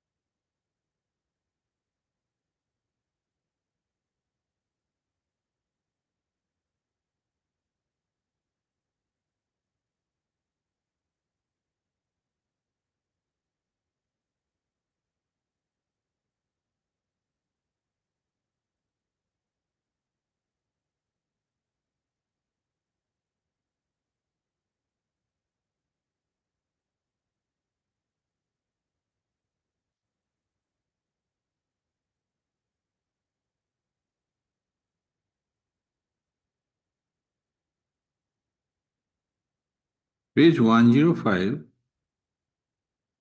Yes, Lordship. to conclude, 8 line from bottom.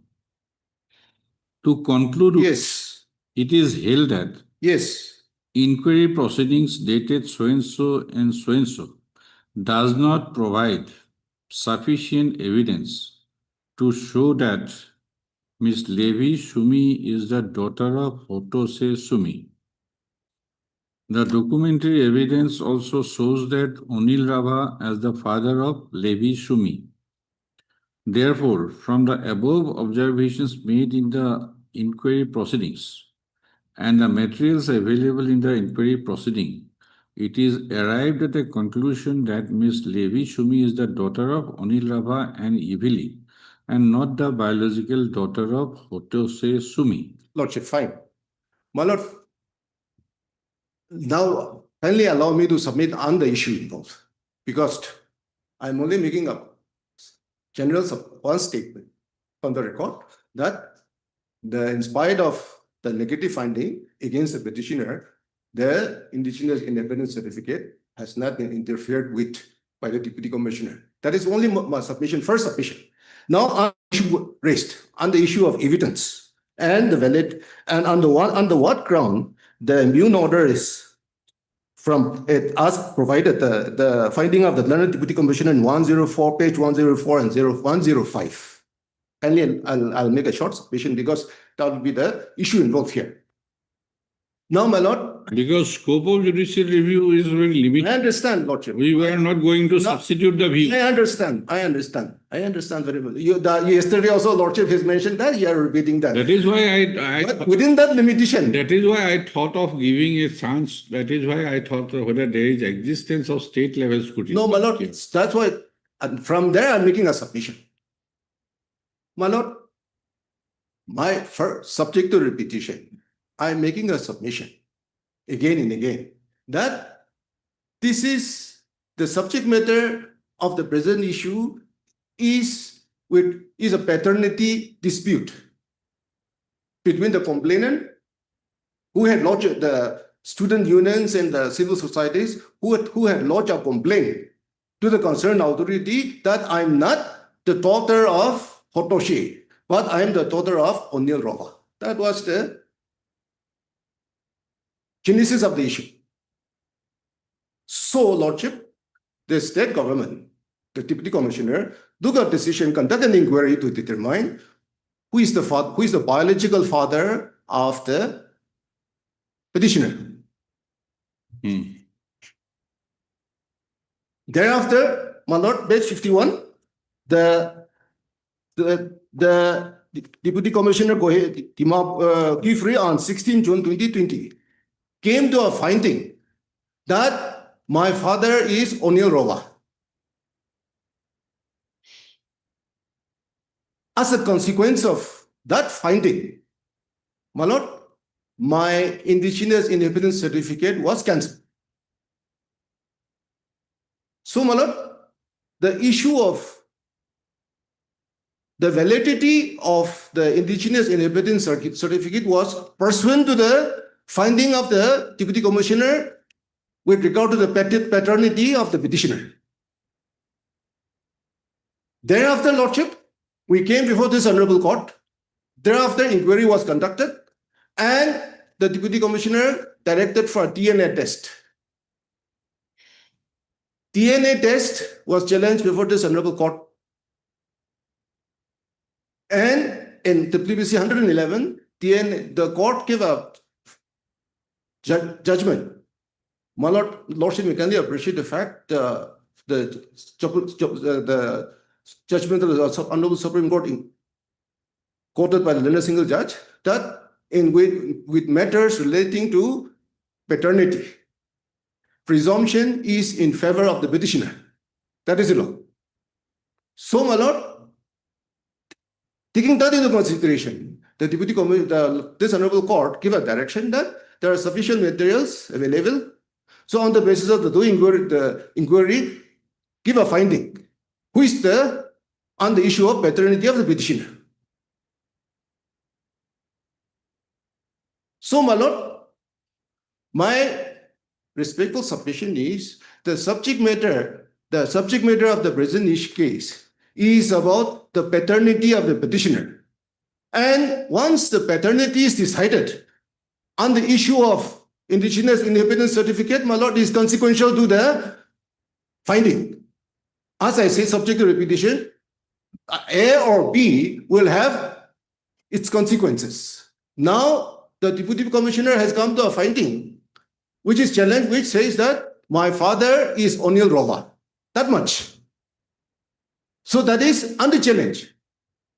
So, my lord, my humble respectful submission is that this issue should not be considered as a normal case where, my lord, where for verification of ST or ST certificate or indigenous certificate. My lord, another important issue, lordship, starting from 1996 judgment, lordship, that Kumari Madhuri Patel's case.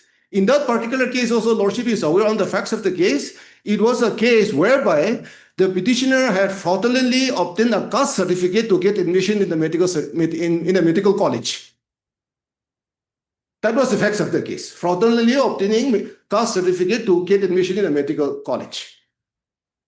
So there was element of fraud and misrepresentation on the part of the petitioner because Madhuri, in that case, ultimately, it was fraudulently obtained, then complaint was raised, she went to the court, got a stay order, and on the basis of the stay order, she got admitted in the medical college, and she continued, and she completed her studies. That is the facts of the case. My lord. But the guidelines are... and the guidelines. The guidelines in Madhuri is that, lordship, documents has to be relied upon. My lord, two guidelines were given in that case in 96. Documents has to be relied upon. Pre-independence document has to be given priority. One. Secondly, Honorable Supreme Court talks about affinity test. Affinity test to determine. Affinity test has to be determined. The anthropological as well as ethnological tracts of the petitioner has to be taken into consideration. That was the guideline given. But in Madhuri also, my lord, that was the issue. Here, my lord, it is not a case of fraud or misrepresentation by the petitioner. From childhood, in all the official documents, the name of the father is entered as Hotoshi. From class nursery till post-graduation. Sir, please. That is not the only issue. Her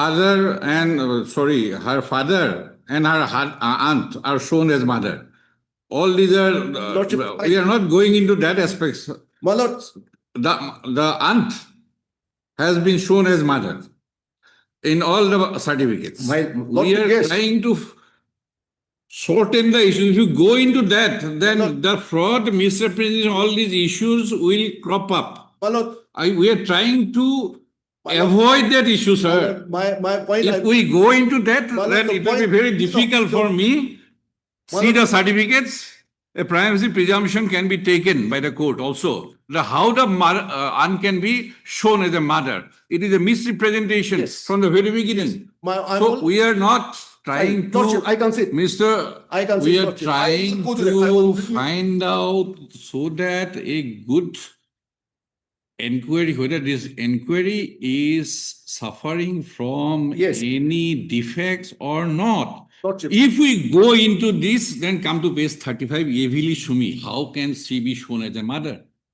My lord, from the statement, this is a fraud or misrepresentation. We are trying to avoid those issues, and you are going into that issues, then I will go into that issue. I can see. I'm very much clear. I can see. If we go into every certificate, then it will be very difficult. I can see.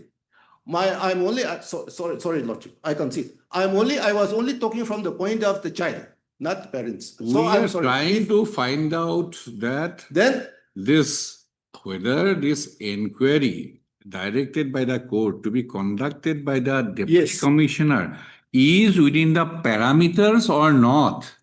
If some defects are there, then what are those defects? We are not into factual determination. Lord- If we go into factual determination, we have to go into the certificates, then some presumptions will be drawn and which will be adverse. Lordship, fine. And it will be disputed questions of fact and will relegate the petitioner to the civil court. My lord, well taken. Lordship, I appreciate your concern, so let me We are go. trying to find out Lordship, yes. without much controversy into the Lord- factual determination whether this can be, Lordship, fine. I'll confine to that, Lordship. Lordship, thank you so much. so that both parties have the satisfaction, yes, something is done. Lordship, Now, within the parameters of let me confine there, Lordship. that Gazette notification of 77, Let me confine, Lordship. whether Deputy Commissioner has proceeded herself in terms of the direction of this court and the notification to find out how a indigenous inheritance certificate are to be issued. She once issued Yes. earlier. And never cancel. Now, Yes, but that is in limbo now. my lord, now, my lord, I'll confine to that, Lordship. The point I'm making is that first, to determine my humble, respectful submission is that once the paternity issue is decided, the rest, in my humble submission, should be automatic. Now, consequential. how the paternity issue is to be decided? One is DNA, that is gone. Gone. Now, on the basis of factual evidence, Yes. oral evidence, Yes. and whatever documentary evidence. Yes. Now, on the basis of appreciation, Yes. the Deputy Commissioner has reached a finding, Yes. leaving aside DNA because that is not available. Lordship. Oral and documentary. Lordship. It has reached a finding Lordship. and given a determination. Lordship. So, on that determination, Lordship. scope of judicial review is Lordship. less to substitute. We can only set aside that order, right? Lordship. Subject to meeting the norms of the scope of judicial review. Lordship. And thereafter, again, it can be relegated. Lordship. That is the only thing which we are examining. We are not going to substitute Lordship, I'll only confine to because that. we are not sitting in appeal. It's not a court of appeal. I understand. Lordship, I'll simply confine to that point. I'll not go beyond because unnecessarily I should not go beyond. Right, those certificates will be very debatable. Now, my lord, with regard to issue of paternity, test to determination of paternity, what is the principle laid down by the Supreme Court to determine paternity Okay. other than DNA? No, Lordship, I'll only rely on judgment Yes. 2021 1 SEC 20.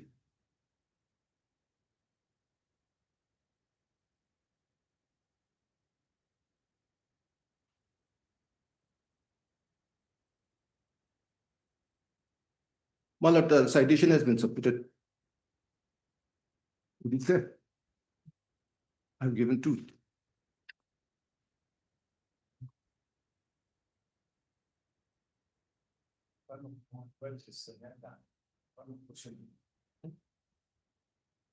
Well, 2020, sorry, 2022 1 SEC 20. I'm sorry, 2022.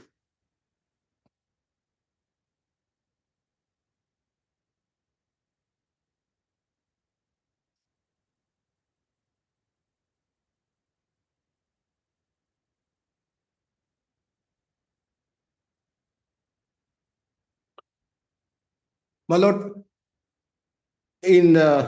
I'll confine to paragraph 11. I'll read paragraph 11. May I read?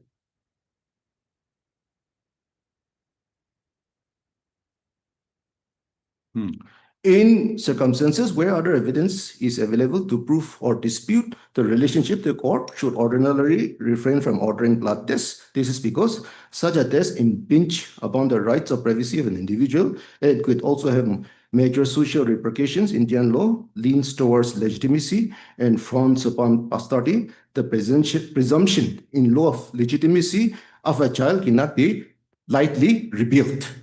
Then, Lordship, next page. 13.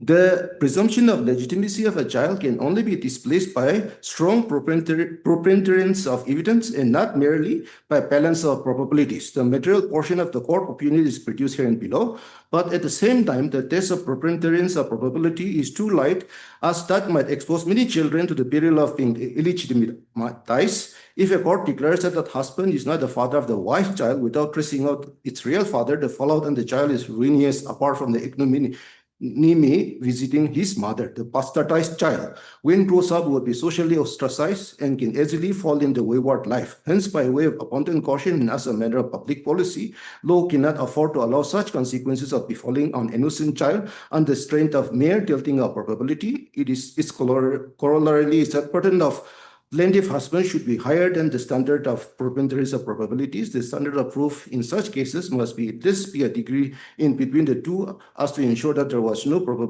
possibility of the child being conceived through the plaintiff husband. It is also the view of the court that normal rule of evidence is that the burden is on the party that asserts the positive. But in instance where that is challenged, the burden is shifted to the party that lists the negative. Keeping in mind the issue of burden of proof, it would be safe to conclude that in a case like the present, the court's decision should be rendered only after balancing the interests of the parties, that is the quest for truth, and the social and cultural implication involved therein. The possibility of stigmatizing a person as a bastard, the ignominy that attaches to an adult who in the mature years of his life is shown to be not the biological son of his parent, that may not only be a heavy cross to bear, but would intrude upon the right of privacy. DNA is unique to individual and can be used to identify persons' identity, trace familiar linkages, or even reveal sensitive health information, whether a person can be compelled to provide a sample for DNA in such matter can also be answered considering the test of proportionality laid in the unanimous decision in case such instance where the right to privacy has been declared a constitutionally protected right in India. The court should therefore examine the proportionality of the legitimate aims being pursued, that is, whether the same are not arbitrary or discriminating, and whether they may have an adverse impact on the person, and that it justify the encroachment upon the privacy and personal autonomy of the person being subjected to DNA test. My lord, I'm reading paragraph 17. In yet to be decided suit, the plaintiff has led evidence through sworn affidavits of the respondent, his school leaving certificates, and his... Just for intervening, this is a civil suit where extensive evidence were laid by both the parties. And court is not in jurisdiction. Court is under 227. My lord, the difference is... The point I'm making here also evidence was taken down. That is a judicial, that is a civil proceeding before a court of law. And this is an administrative inquiry. Well, the only point I'm trying to stress is the burden of proof in paragraph 14 on the burden of proof that in such cases where paternity, in such a nature, when the inquiry is conducted with regard to paternity, the burden of proof lies upon the person who pleads negative. That is the point. See the first two paragraphs. First two paragraph. This is civil proceeding. Yeah, entire evidence, that is evidence as per section 3 of the Evidence Act is before the court. Civil court appreciated, then the appellate court perhaps would be there. After that, court, the case reached the Supreme Court, first High Court in revision, then Supreme Court. There is a slight difference. Just may point out, in writ petition 226, we can only certiorari jurisdiction, we can only set aside, right? Yes. And leave it to the authorities again, that missed. But in 227, court can set aside and substitute its views. This is the difference between 226 and 227. Gotcha. Right. So court can substitute its views, which we are not, My lord, as on it. the- Had it been 237, yes. the point I'm making is, Lordship, the spirit of CPC can be followed here. Follow. So only from the point of view of, my lord, paragraph 14, that burden of proof. Now, my lord, because paragraph 14 is very clear, when such dispute arise, the burden of proof shifts to the person who pleads negative. So, my lord, from the evidence before the deputy commissioner, whether the complainant had brought sufficient evidence for the deputy commissioner to come to a conclusion that I am the daughter of Unil Rava. I'm coming to that. Now, my lord, These are not evidence, these are materials. Lordship, on the materials, Lordship, fine. On the materials, whether they have brought sufficient materials. Now, Lordship, on the 1994 6 SEC, which I'll only refer paragraph 14, that Kumari Madhuri Patel. Yes, it is there. Yes. Paragraph 15.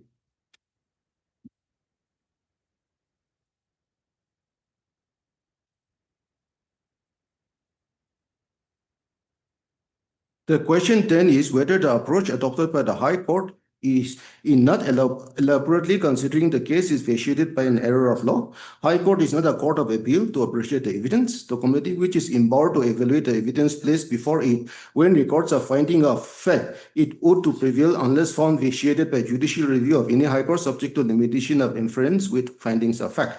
The committee, when consider all the material facts and records finding, though in another view, as a court of appeal may be possible, but it is not ground to reverse the finding. The court has to see whether the committee considered all the relevant materials placed before it, or has not applied its mind to relevant facts, which That is what I am saying from the very beginning. I'm coming to that.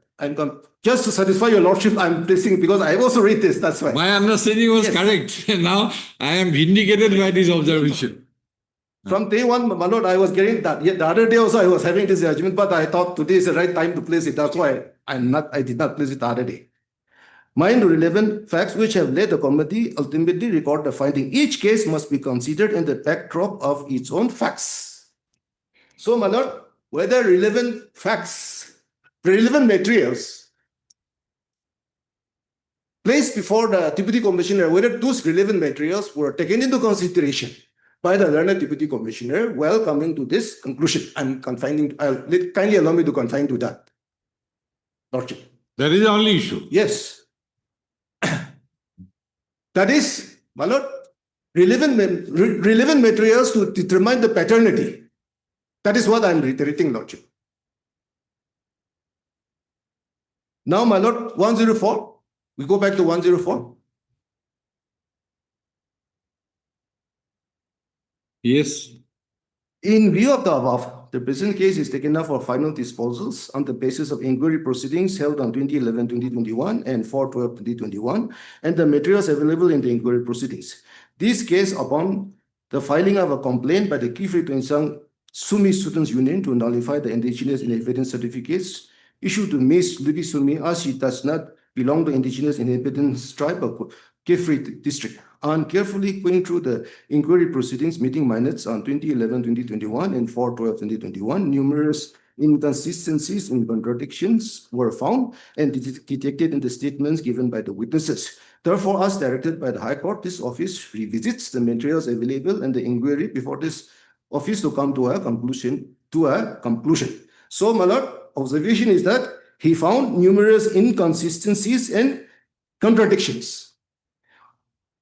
Among the materials available, as referred in the inquiry proceeding before this office, the pension of Onyul Rava shows Yeveli wife, Kavituli daughter, Livi daughter, which indicates that Livi Sumi is a daughter of Onyul Rava. To Onyul Rava, in the inquiry proceeding dated 4/12/2021, has stated that all the pension works were done by his wife, As per Yevili, she stated that Livy, being her adopted daughter, was entered as a nominee since she was advised by some officers to enter the youngest in the family. She said she is her adopted daughter, not her daughter. This office is detecting the irregularities in the statement and documents available is of the view that all records indicate Livy to be the daughter of O'Neill, Rava, and Yevili. This office are detecting the irregularities in the statements. My lord, what irregularities were detected in the statements? Only he cannot say that my pension papers are filled up by wife. This is not to be accepted. But the point is, my lord, you will give a statement, my adopted daughter, not my daughter, not my biological daughter. Sir, again you are entering into facts. My lord, sorry. On the inquiry proceedings on such and such, Yehotu, Onur Rava, H. Yiptumi, and Yangzidang village state that now Lordship may kindly appreciate this fact on the first ground. This, my lord, the pension document was the sole basis on which the earlier order was set aside. The order was passed by the deputy commissioner. On inquiry proceedings such and such, Livy Sumi is the biological.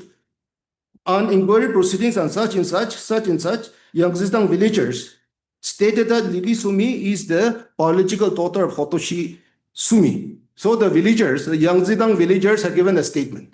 On the other hand, Anatu, President KTSU, Kokodo Yiptumi, such and such, stated that is the daughter of Onil Rava, and the statement of Nikitu and Anatu reveals that there was several complaints about the indigenous identity of Livy Sumi, and as Yangzidang villagers were also confused, representation was submitted to the government. In the inquiry proceeding dated 4/12/2022, Hotu Shisome has stated that he is also known by the name Zihivi. The pension papers of Hotoshi does not name Livy Sumi as one of the nominees, which created a doubt that Livy Sumi is the daughter of Hotoshi Sumi. So it is first two paragraphs is only about the pension documents. Also on the inquiry proceedings on 2/1/2021, Hotoshi stated that Kavituli and Livituli are not his biological daughters, but the daughters of O'Neill Rova and Simon.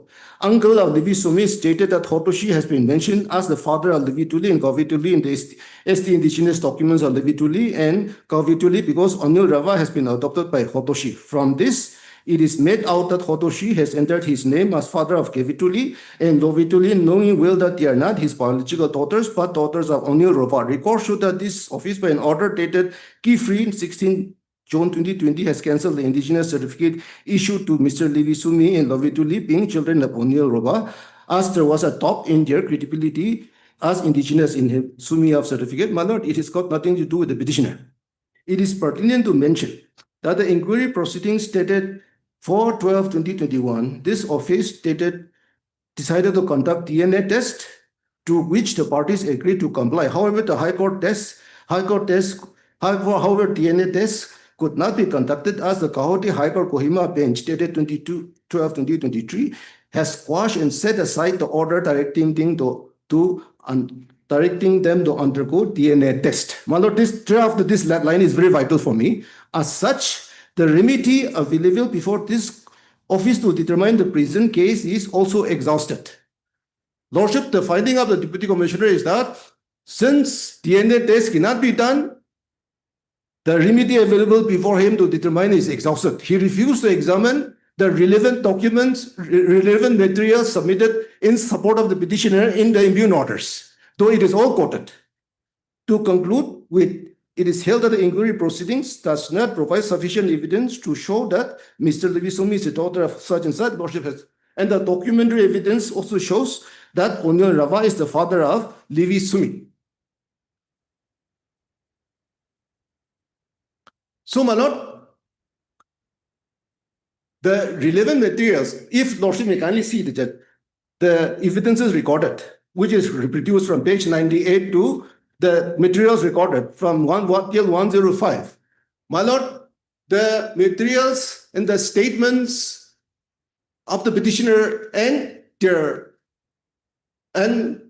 in his support, the statement of O'Neill Rova, the statement of Hotoshi, then Especially, Lordship, the independent witnesses, the villagers of Yangzita, and the uncle and the elder sister who had divorced and give their statement, not the learned deputy commissioners fails to take those relevant consideration in the order.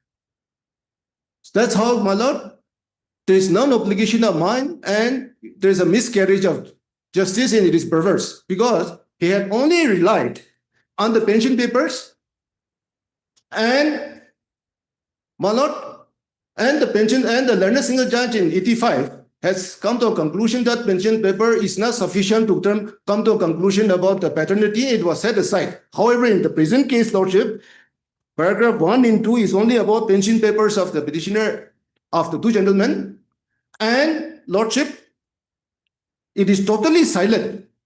The judgment, the order of the learned deputy commissioner is totally silent on the materials, the statements submitted in favor of in support of the petitioner.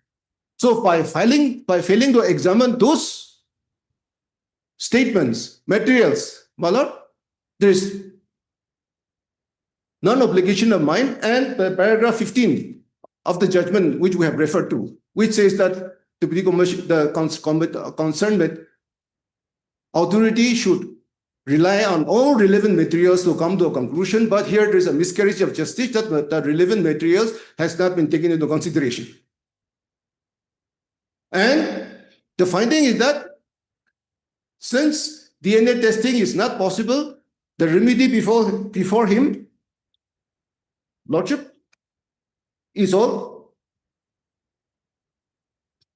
exhausted. And he refuses to examine and digest this. Because, Lord, and another important issue, Lordship,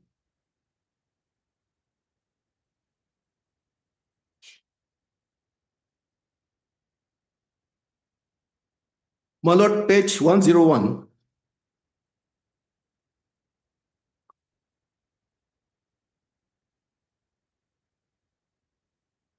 My lord, Lordship, kindly allow me to, what are the statements given by the complainant from page 100? My lord, kindly allow me the statements of the complainant. At page 100, Lordship, statement of Anatu, president of the student union. May I read, Lordship, just to reappreciate. The following are the statement made by Anatu, president. They have submitted a representation to the government to nullify the NPC results and appoint a bona fide citizen in place of Levi Sumi. The fully support the representation submitted in relation to the case. I'm afraid we are not reappraising the evidence. Lordship, only one point. Only one point. Because somebody says this way, somebody says this way. Only one line. My lord, at 101. Failure 101, Lordship, the statement of Kakoto serial number 3, Lordship, may kindly see that one. Yes. Statement of Kakutu Yiptumi Advisor SLC, serial number 3, that there is a witness in Mukokchong who can testify Yiveli was pregnant with Levi Sumi. So a submission was made. Statement was made on the first day that there's an independent witness who can satisfy the court, the deputy commissioner, that, however, on the next day and thereafter, they failed to produce that evidence. So, my lord, the only issue is why the deputy commissioner did not consider the materials placed by the petitioner and the witnesses in his favor in the impugned order. It is totally silent. Only on the pension paper and the failure of to conduct DNA test, he passed on.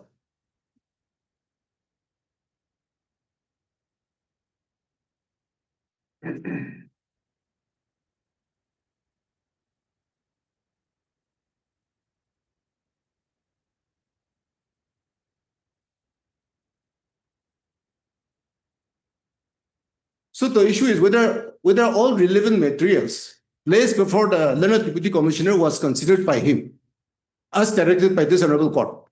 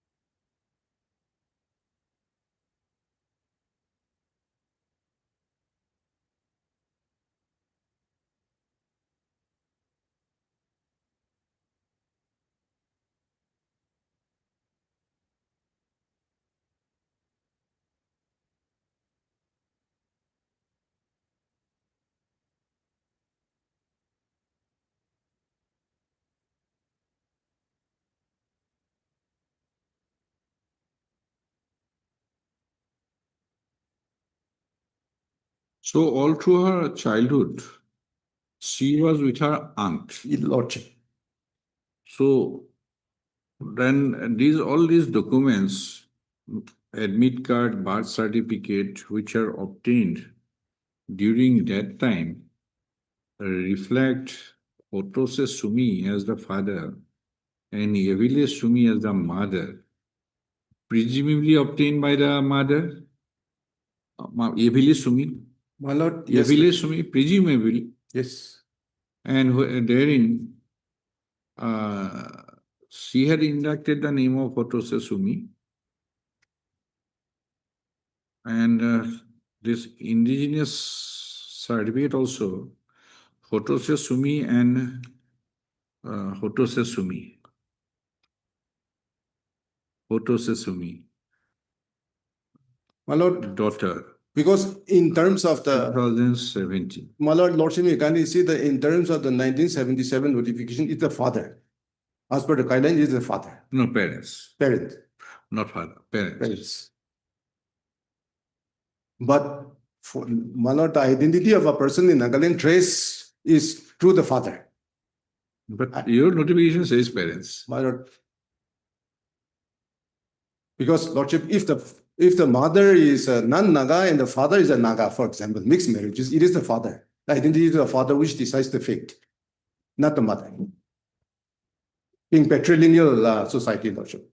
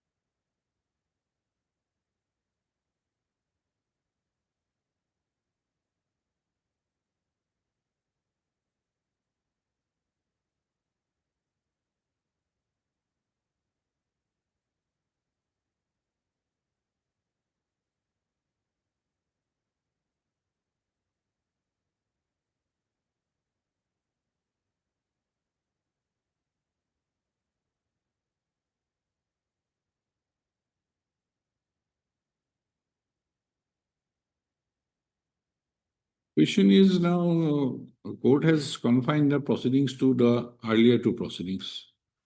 Yes. There is no scope for enlargement. That is one. Whatever have been recorded, those are reproduced. Lordship. And thereafter, the Deputy Commissioner had come into a finding.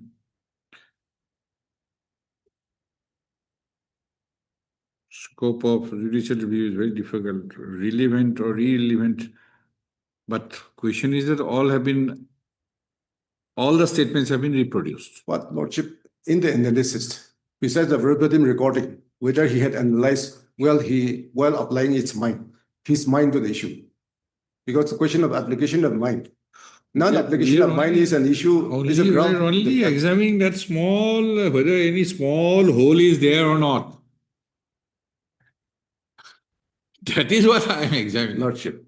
We are not going into the statements and appreciative. And this should have been this finding, this should have been this finding. Lordship. That whether the manner of recording the finding is correct or not correct. It is also not perverse. The finding is also not perverse. And sufficiency or insufficiency of if some material is taken into account to record a finding, then also sufficiency or insufficiency is not a matter for the court to enter into the taking into that. Because, my lord, the finding of the Honorable Supreme Court in paragraph 15, which we have referred to, is to determine non-obligation of mind. This Honorable Court has to see whether the relevant materials were considered by him while coming to its finding of fact. Now here, my simple submission is There's not a whisper about the statements, the materials submitted by the petitioner and the witnesses and the documents.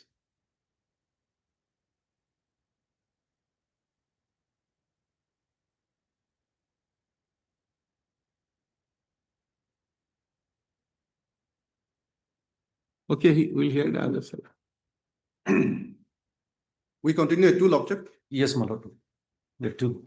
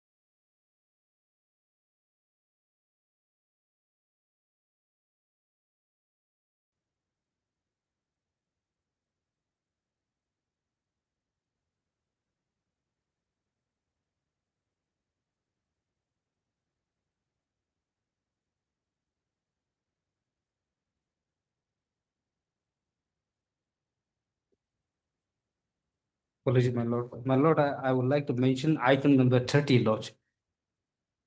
30. Item number 30. Lordship, I have taken the consent of the opposite party, Lordship. If Lordship may please release the matter next week. Okay. Mr. So-and-so, Learned State Council, with the consent of the Learned Council for the State Council. petition, has made a prayer for listing of the case in the next week. Okay, praise the Lord, list the case on it. Lordship, I would also like to mention item 31 and 32, Lordship. Yes. Lordship, here, I will represent for respondent number 2 and 3, Lordship. Lordship, in fact, on the last occasion when it was moved in the motion, at the motion stage, Lordship, they were supposed to send a notice to all the respondent, Lordship. And Lordship, now the matter is fixed for hearing, Lordship. However, Lordship, we have not received any instruction, and moreover, Lordship, notice has not been served to us, Lordship. Lordship, I appear for the petitioner in item 31 and 32. Lordship, if you see the last order itself, the court had recorded that the service has been completed from the petitioner's side. However, we were asked by the court to try and get in touch with the standing counsel for respondent 2 and 3. And on the last occasion, we were given the impression that someone would appear. However, none appeared on that day. And this is the first time respondent number 2 and 3 had appeared before the court. Lordship, I will enter appearance for respondent number 2 and 3, Lordship. So, Lordship, if the petitioner counsel may serve a service copy along with the requisite copies, Lordship. We can definitely supply the copy of the petition to them.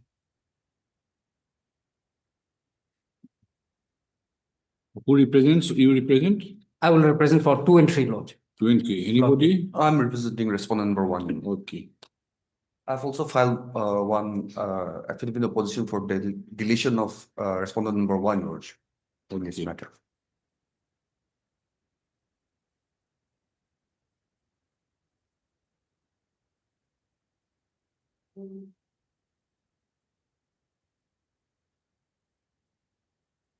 You are Mr. Agarwal? No, I'm Mr. Rishabh Jain. Ms. Aarti Gilwa is my senior. Mr. R. Jain. Yes. Learned Counsel for the petition has appeared to online mode. First of, who is for respondent number 1? Me, Zed Kulno. Jed Kulno. Standing counsel for the department, CBIC. The petitioners, huh? Standing counsel. You are CGC? Oh, no, George. Standing counsel for the department. Ministry of Finance? No, Your Central Board of Indirect Taxes and Customs. Okay, CBIC. Yes, sir. As is present. Mr. Vijimomi for respondent. Vijimomi, Learned Counsel, has submitted that he has entered appearance on behalf of the respondent number 2 and 3. Lord. First of, you want to file affidavit?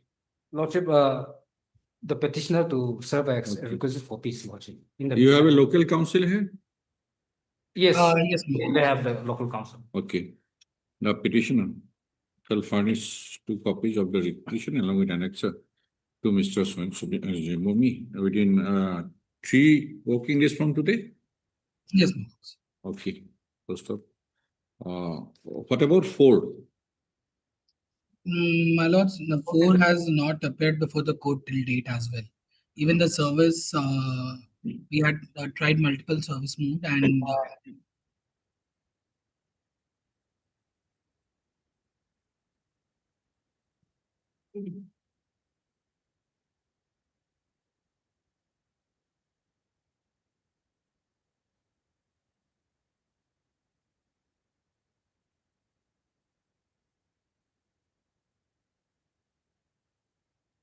Anything recorded regarding respondent number 4?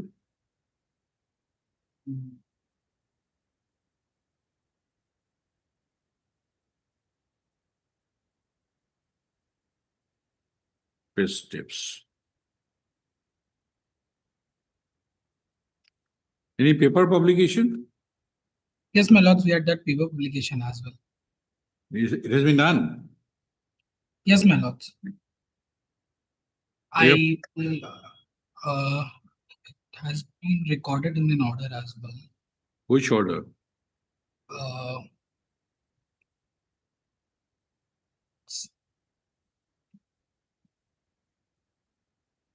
Not able to open the order as of now, my lords, but all the modes have been tried. We had done substituted service.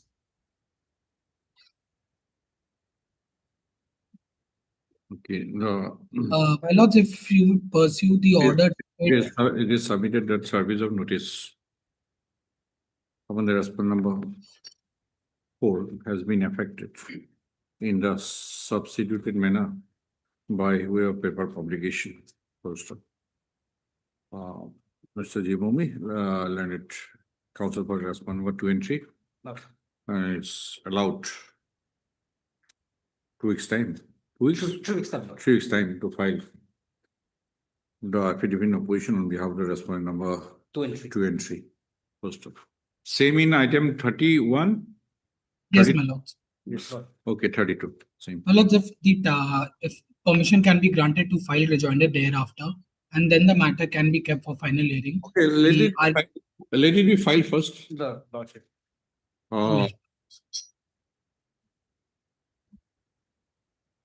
Okay, interim order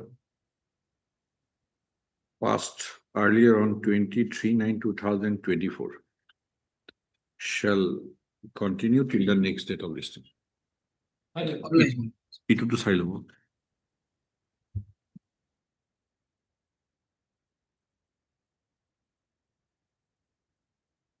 Please, Your Lordship. Yes. Lordship, I'll go in 5 minutes. Yes. Because Lordship,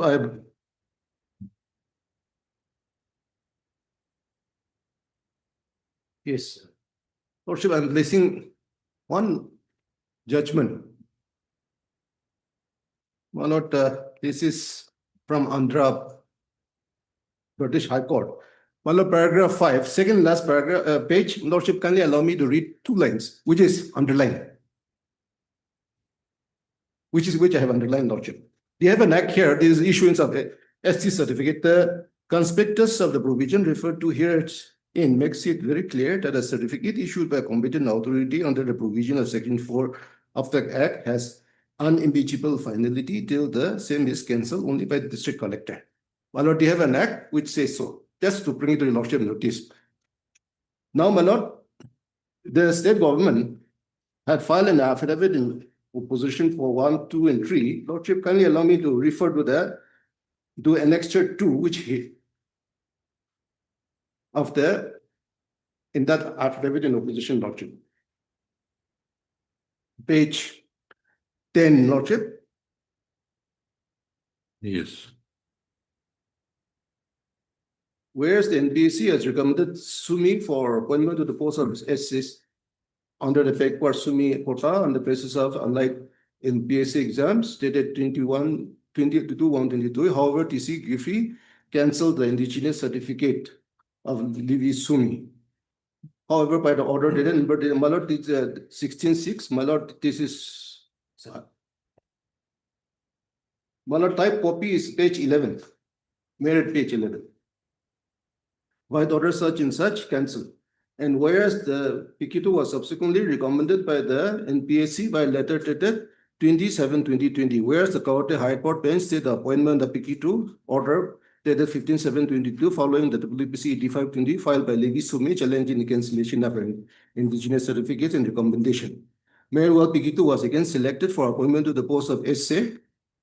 In examination 2021, he was appointed with effect from 11/1/2023 via notification dated 10/1/2023. Levi Sumi filed another BC 111, on the basis of which court directed the TCQ free to take final decision in determining the indigeneity of Levi Sumi as backward Sumi of Kefri district by order dated 12/5/2023. The TCQ free, after due process inquiry, reached the conclusion that Ms. Levi Sumi is not the indigenous inhabitant of Kefri.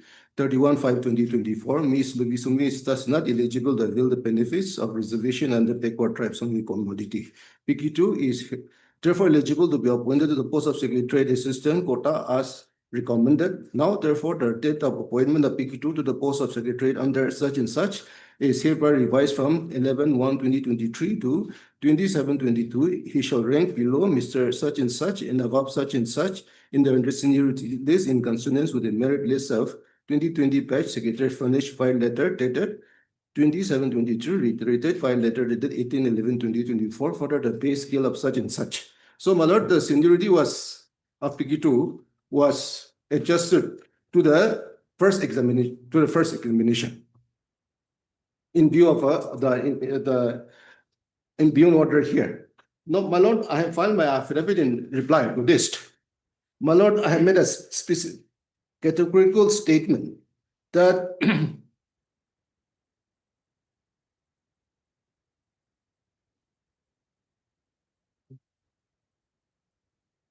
my lord, that the imbued order in my affidavit in reply, the imbued order in question of 31/5/2021 was supplied to me only on 21/12/2024.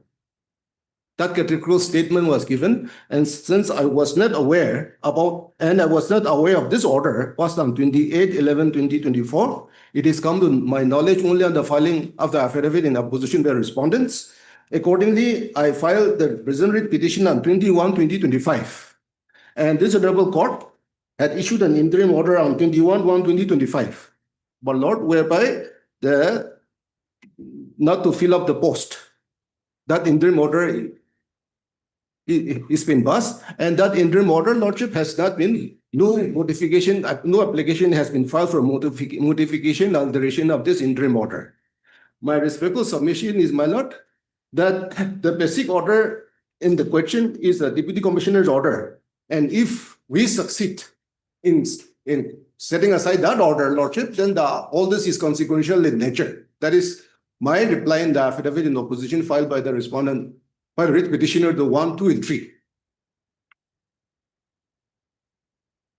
So my respectful submission, my lord, taking into account the issues. In the meantime, that order has come. Yes. And was he a party in this proceeding? No, Lordship. No, Lordship. Because, my lord, he was a party till the second writ petition. When he was declared successful, then he withdrew. He decided to accept the result of the subsequent examination and appointed.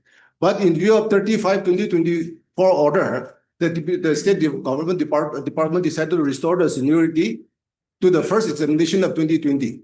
But the vacancy has not been disturbed. Only with it. So that is the issue, Lordship.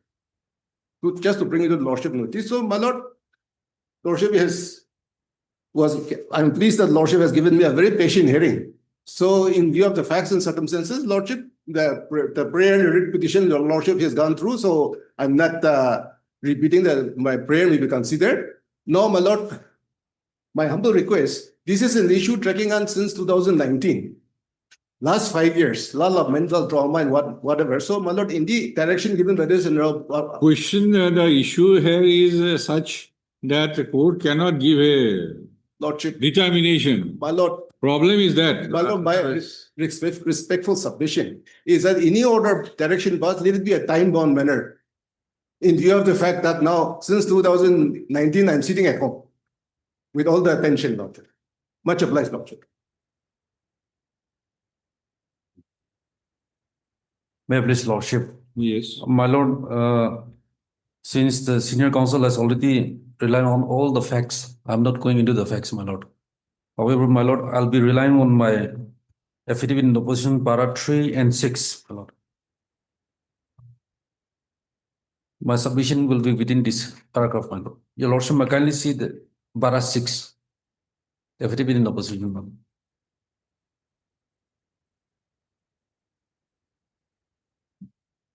Yes. May I read, my lord? That with regard to the statement made in para 12, 13, 14, 15, 16, and 17 of the writ petition are denied. The answering deponent pertinent to state that in pursuance of the judgment order dated 27/9/2021 passed in WBC number 85/2020. The appointment of Sri so and so was kept in abeyance till 31/5/2024. That is till the receipt of the Deputy Commissioner final decision order pertaining to the petitioner's indigenous identity.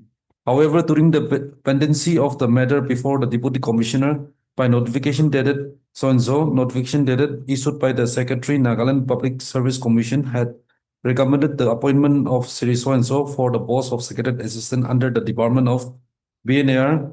Subsequently, by the Honorable Court and judgment and order dated so and so in past in 111/2022 had directed the Deputy Commissioner Kivri to come to a final decision on the basis of the material available in the inquiry proceedings held on 2011/2021 and 01/12/2021 without directing the petitioner Sri Otose and Sri Onil Lava to undergo for DNA tests. Thus, in compliance, a summon order dated 21st March 2024 was issued by the Deputy Commissioner Kivri, wherein one-man Magistral Inquiry Commission was set up and invited the petitioner so and so to on 27/5/2024 at 12 p.m. and further directed to appear with relevant documents and records in patient pertaining to the status of petitioner.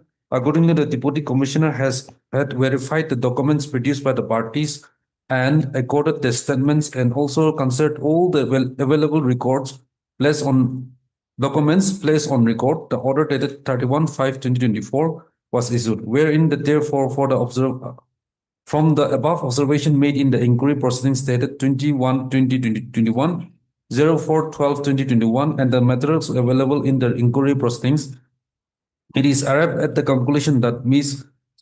So and so is the daughter of Onil Rama and Yeveli and not the biological daughter of Otose. Thereafter, in pursuance of inquiry report submitted by the Deputy Commissioner, the Principal Secretary to the Government of Nagaland Department of PNAR had issued the order dated 28/11/2024, wherein series so and so was revised from 11/01/2023 to 20/07/2020. My lord,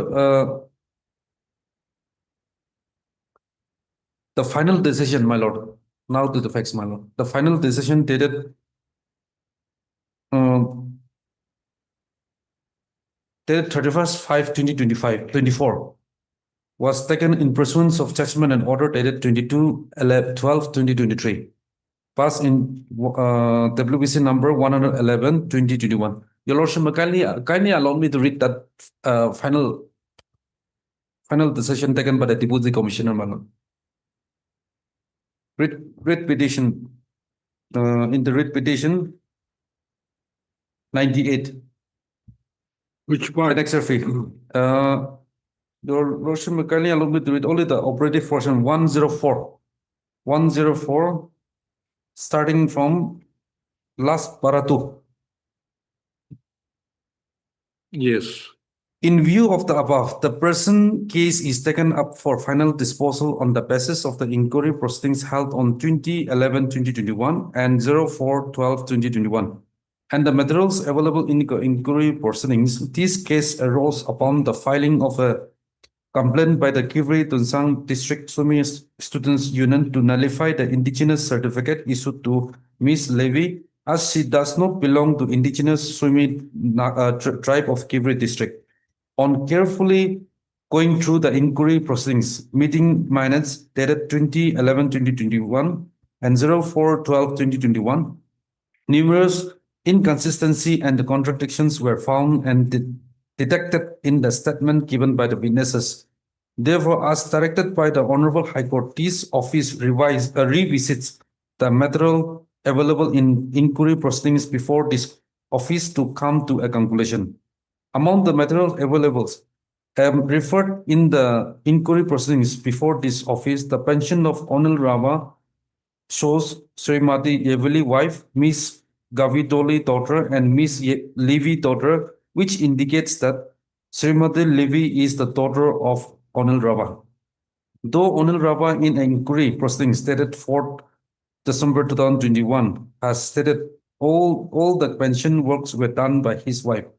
As per Yevili, she stated that Levi, being her adopted daughter, was entered as nominee since she was advised by some officers to enter the youngest in the family. The statement made by Yevili cannot be accepted without any proof of evidence. This office on detecting the irregularities in the statement and documents available is of the view that all records indicate Miss Levi Sumi to be the daughter of Onel Rava and Yevili.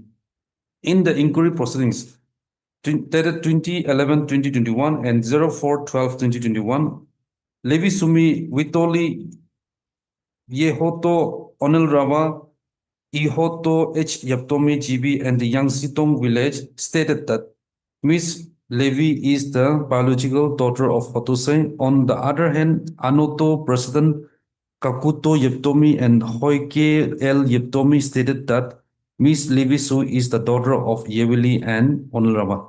The statement of Nikito and T. Anuta reveals that as there were several complaints about the indigenous identity of Miss Levi Sumi and as the Yangzidong villagers were also confused, representation was submitted to the government.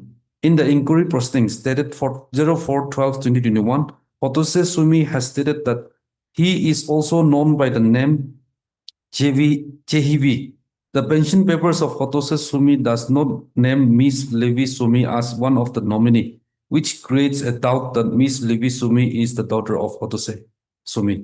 Also in the inquiry proceedings dated 2011-2021, Hotose Sumi stated that Kavitoli and Lovitoli are not his biological daughters, but the daughters of Onel Rava. And Simon Awomi, uncle of Miss Levi, stated that Hotose has been mentioned as the father of Lovitoli and Avitoli in ST indigenous documents of Lovitoli and Kavitoli because Onel Rava has been adopted by Hotose. From this, it is made out that Hotose Sumi has entered his name as father of Kavitoli and Lovitoli, knowing well that they are not his biological daughter, but daughters of Onel Rava. Record shows that this office by an order dated 16 June 2020 has cancelled the indigenous certificate issued to Miss Levi, Kavitoli and Lovitoli, being the children of Onel Rava, as there was doubt on their credibility as indigenous Sumi of Kivri. It is pertinent to mention in the inquiry proceedings dated 04-12-2021, this office decided to conduct DNA test of number 1, Levi Sumi, Onel Rava, and Hotose, to which the parties agreed to comply. However, the DNA test could not be conducted as the Honorable Gauhati High Court, Kohima bench, by order dated 22-12-2023 has quashed and set aside the order dated 11-04-2022, directing them to undergo DNA tests. As such, the remedy available before this office to determine the present case is also exhausted. To conclude with, it is held that inquiry proceedings dated 21-11-2021 or 04-12-2021 does not provide sufficient evidence to show that Miss Levi Su is the daughter of Hotose Sumi. The documentary evidence also shows Onel Rava as the father of Miss Levi Sumi. Therefore, from the above observation made in the inquiry proceedings dated 2011-2021 and 04-12-2021 and the materials available in the inquiry proceedings, it is arrived at the conclusion that Miss Levi Su is the daughter of Onel Rava and Yevili and not the biological daughter of Hotose Sumi. My lord, here, in regard to the facts, my lord, here the petitioner is not disputing the facts because in the pension book, father of Hotose, in the father's Hotose pension book, petitioner name is not included. That one also he is not disputing. And he is not, that petitioner is also not disputing that in the Onel Rava pension book, her name is there. She is also not admitting that one. And secondly, my lord, two issues is very questionable here, my lord. The first one is when the indigenous certificate was cancelled, there were 3 sisters. It's already mentioned here. And 3 of them, they have mentioned that father as Hotose and mother as Yevili. Now, 2, they are not before the court. They have accepted. Since their certificate has been cancelled, they accepted. Now only the petitioner is before this court. And the photose, the who is claiming that the biological father, he also claiming that only the petitioner is his daughter. So that is the one issue very questionable, my lord.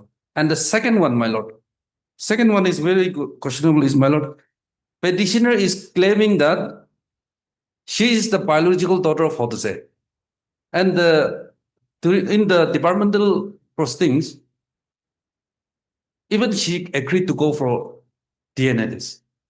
After some thought, they are filed before the court objecting that they will not go for DNA test.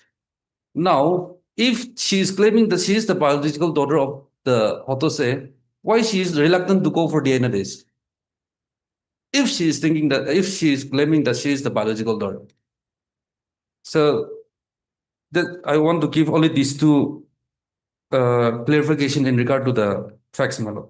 And my lord, in regard to the law, the scope of judicial review, my lord, the lordship may kindly allow me to refer one citation, my lord.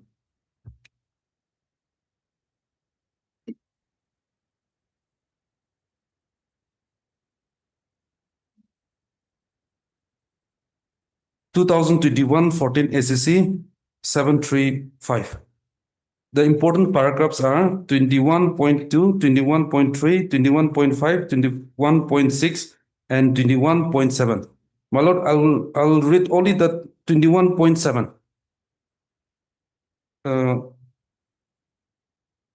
Yes.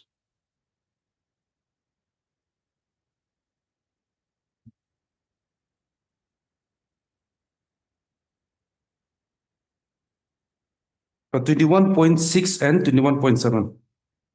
May I read, my lord? Yes. In Union of India versus B. Gunasekaran, this court held that at the High Court, in exercise of its power under Article 226 and 227 of the Constitution of India, shall not venture into reappreciation of the evidence.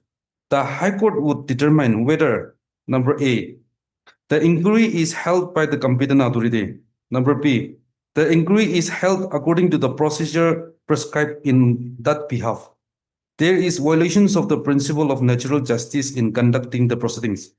The authorities have disabled themselves from reaching a fair conclusion by some considerations which are extraneous to the evidence and merits of the case. The authorities have allowed themselves to be influenced by the irrelevant or extraneous considerations. The conclusions on the very face of it is so wholly arbitrary and capricious that no reasonable person would ever have arrived at such conclusion. Number G, the disciplinary authority had erroneously failed to admit the admissible and material evidence.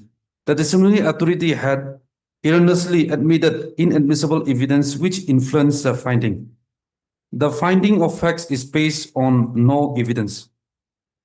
Bharat 21.7. In Bharat 13 of the judgment, the court held that under Article 226, 227 of the Constitution of India, the High Court shall not, number one, reappreciate the evidence, interfere with the conclusions in the inquiry in case the same has been conducted in accordance with law, go into the adequacy of the evidence, go into the reliability of the evidence, interfere if there be some legal evidence on which findings can be based, correct the error of fact, however grave it may appear to be, go into the proportionality of punishment unless it shocks its conscience.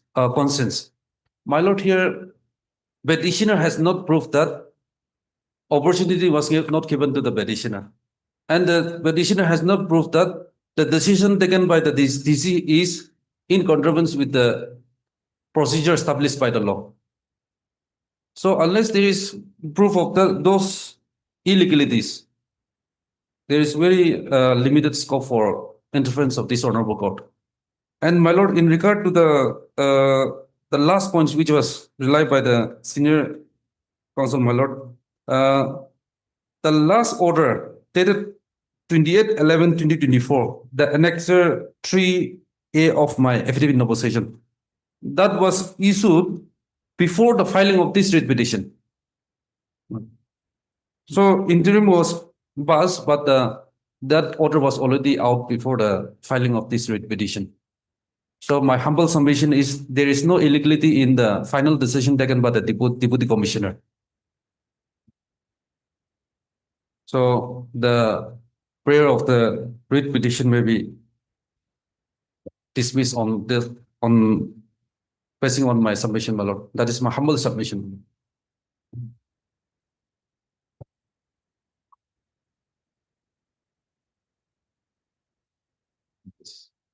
I am appearing for respondent number 5, that is the Nagaland Public Service Commission.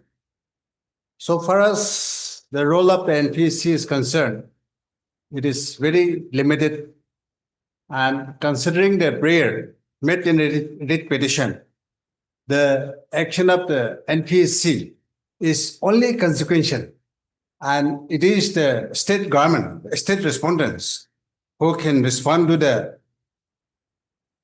prayer of the petitioner, and it is the respondent authorities, state respondents, who can justify the action taken by the deputy commissioner, that is the imbued order dated 31st May 2024.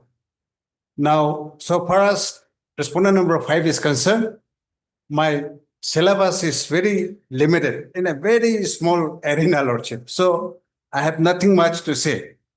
Lordship is well aware on the principles of law. When there is disputed question of facts, Lordship is well aware that this Honorable Court will be very reluctant to enter into such disputed question of facts. So that area, Lordship may not like to enter to those areas. Secondly, this Honorable Court cannot substitute the findings that has been arrived by an inquiry party who has been invested with that power, that too on the strength of the order passed by this Honorable Court.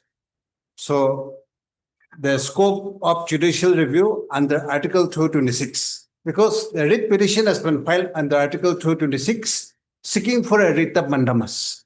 So we have to be very mindful on that. To which extent, in such an action, a decision taken by the Deputy Commissioner on 31st May 2024 can be in effect. So the nature of case do not require the indulgence and indifference of this Honorable Court. And then, as I have mentioned, so far as the action of the respondent number 5 is concerned, whatever instructions we receive from the government on the basis and whatever orders we receive from the order passed by this Honorable Court, we are complying with that. Even now also, if the imbued order of 31st May 2024 is quashed by this Honorable Court and set aside, then we are ready to comply with whatever is possible on our part, Lordship. So it is actually the role of the government. Now, so far as NPSC is concerned, there is no error or illegality that has been committed so as to issue a direction to the NPSC. So, Lordship, to substantiate my submission, I have met in paragraph 4 and 6 of the affidavit of respondent number 5, which will be similar with that of the government affidavit. I need not read because substantial submission and facts have met by my learned friend, Mr. Taka, and the Learned Counsel for the State has also made their submission. I conclude with that, Lordship. Paragraph 4 and 6 of the affidavit of respondent number 6 will be relevant to respond to the writ petition. So with that, I conclude, Lordship. Highly applied.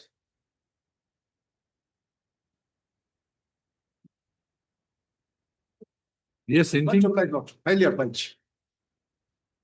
Okay. You are assisted by? Yes. Your name? Sentilong. Senteilong. Okay, you can.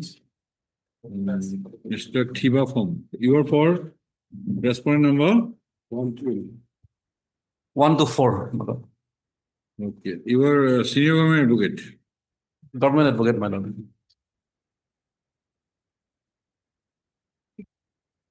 Assisted by Aliba Ozakam.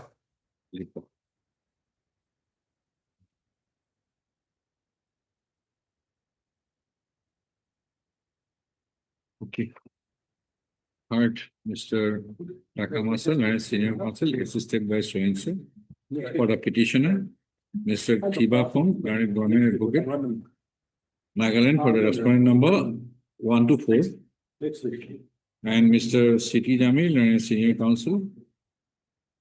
Assisted by Mr.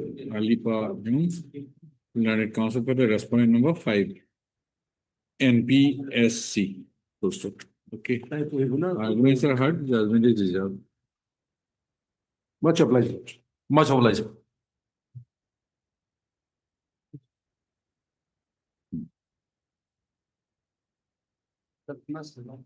Huh?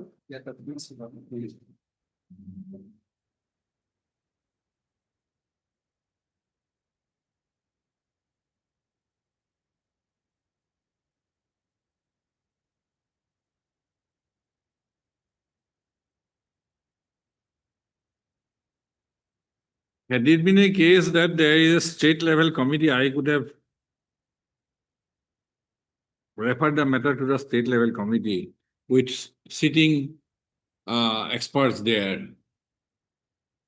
Now, since you are saying that no state level committee, I will not venture into that area because otherwise everywhere in principal seats, we generally adopt a hands-off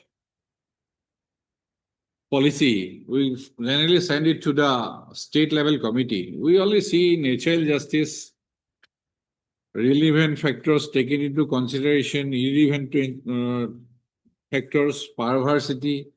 To that extent, we made ourselves limited. With due respect, this is the third round of litigation. Right. So the litigation should come to an end for the worse or for the better, for all of us. It should not continue indefinitely. Yes. On the last visit, I think you said that one of the oldest writ petition was pending. You argued the matter. Lordship, One of the oldest you said. Lordship, You were awaiting two constitution bench judgment. Lordship.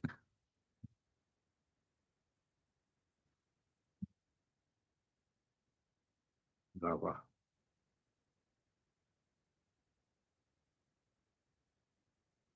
Okay. तो नहीं list में तो नहीं है. There is nothing in the list.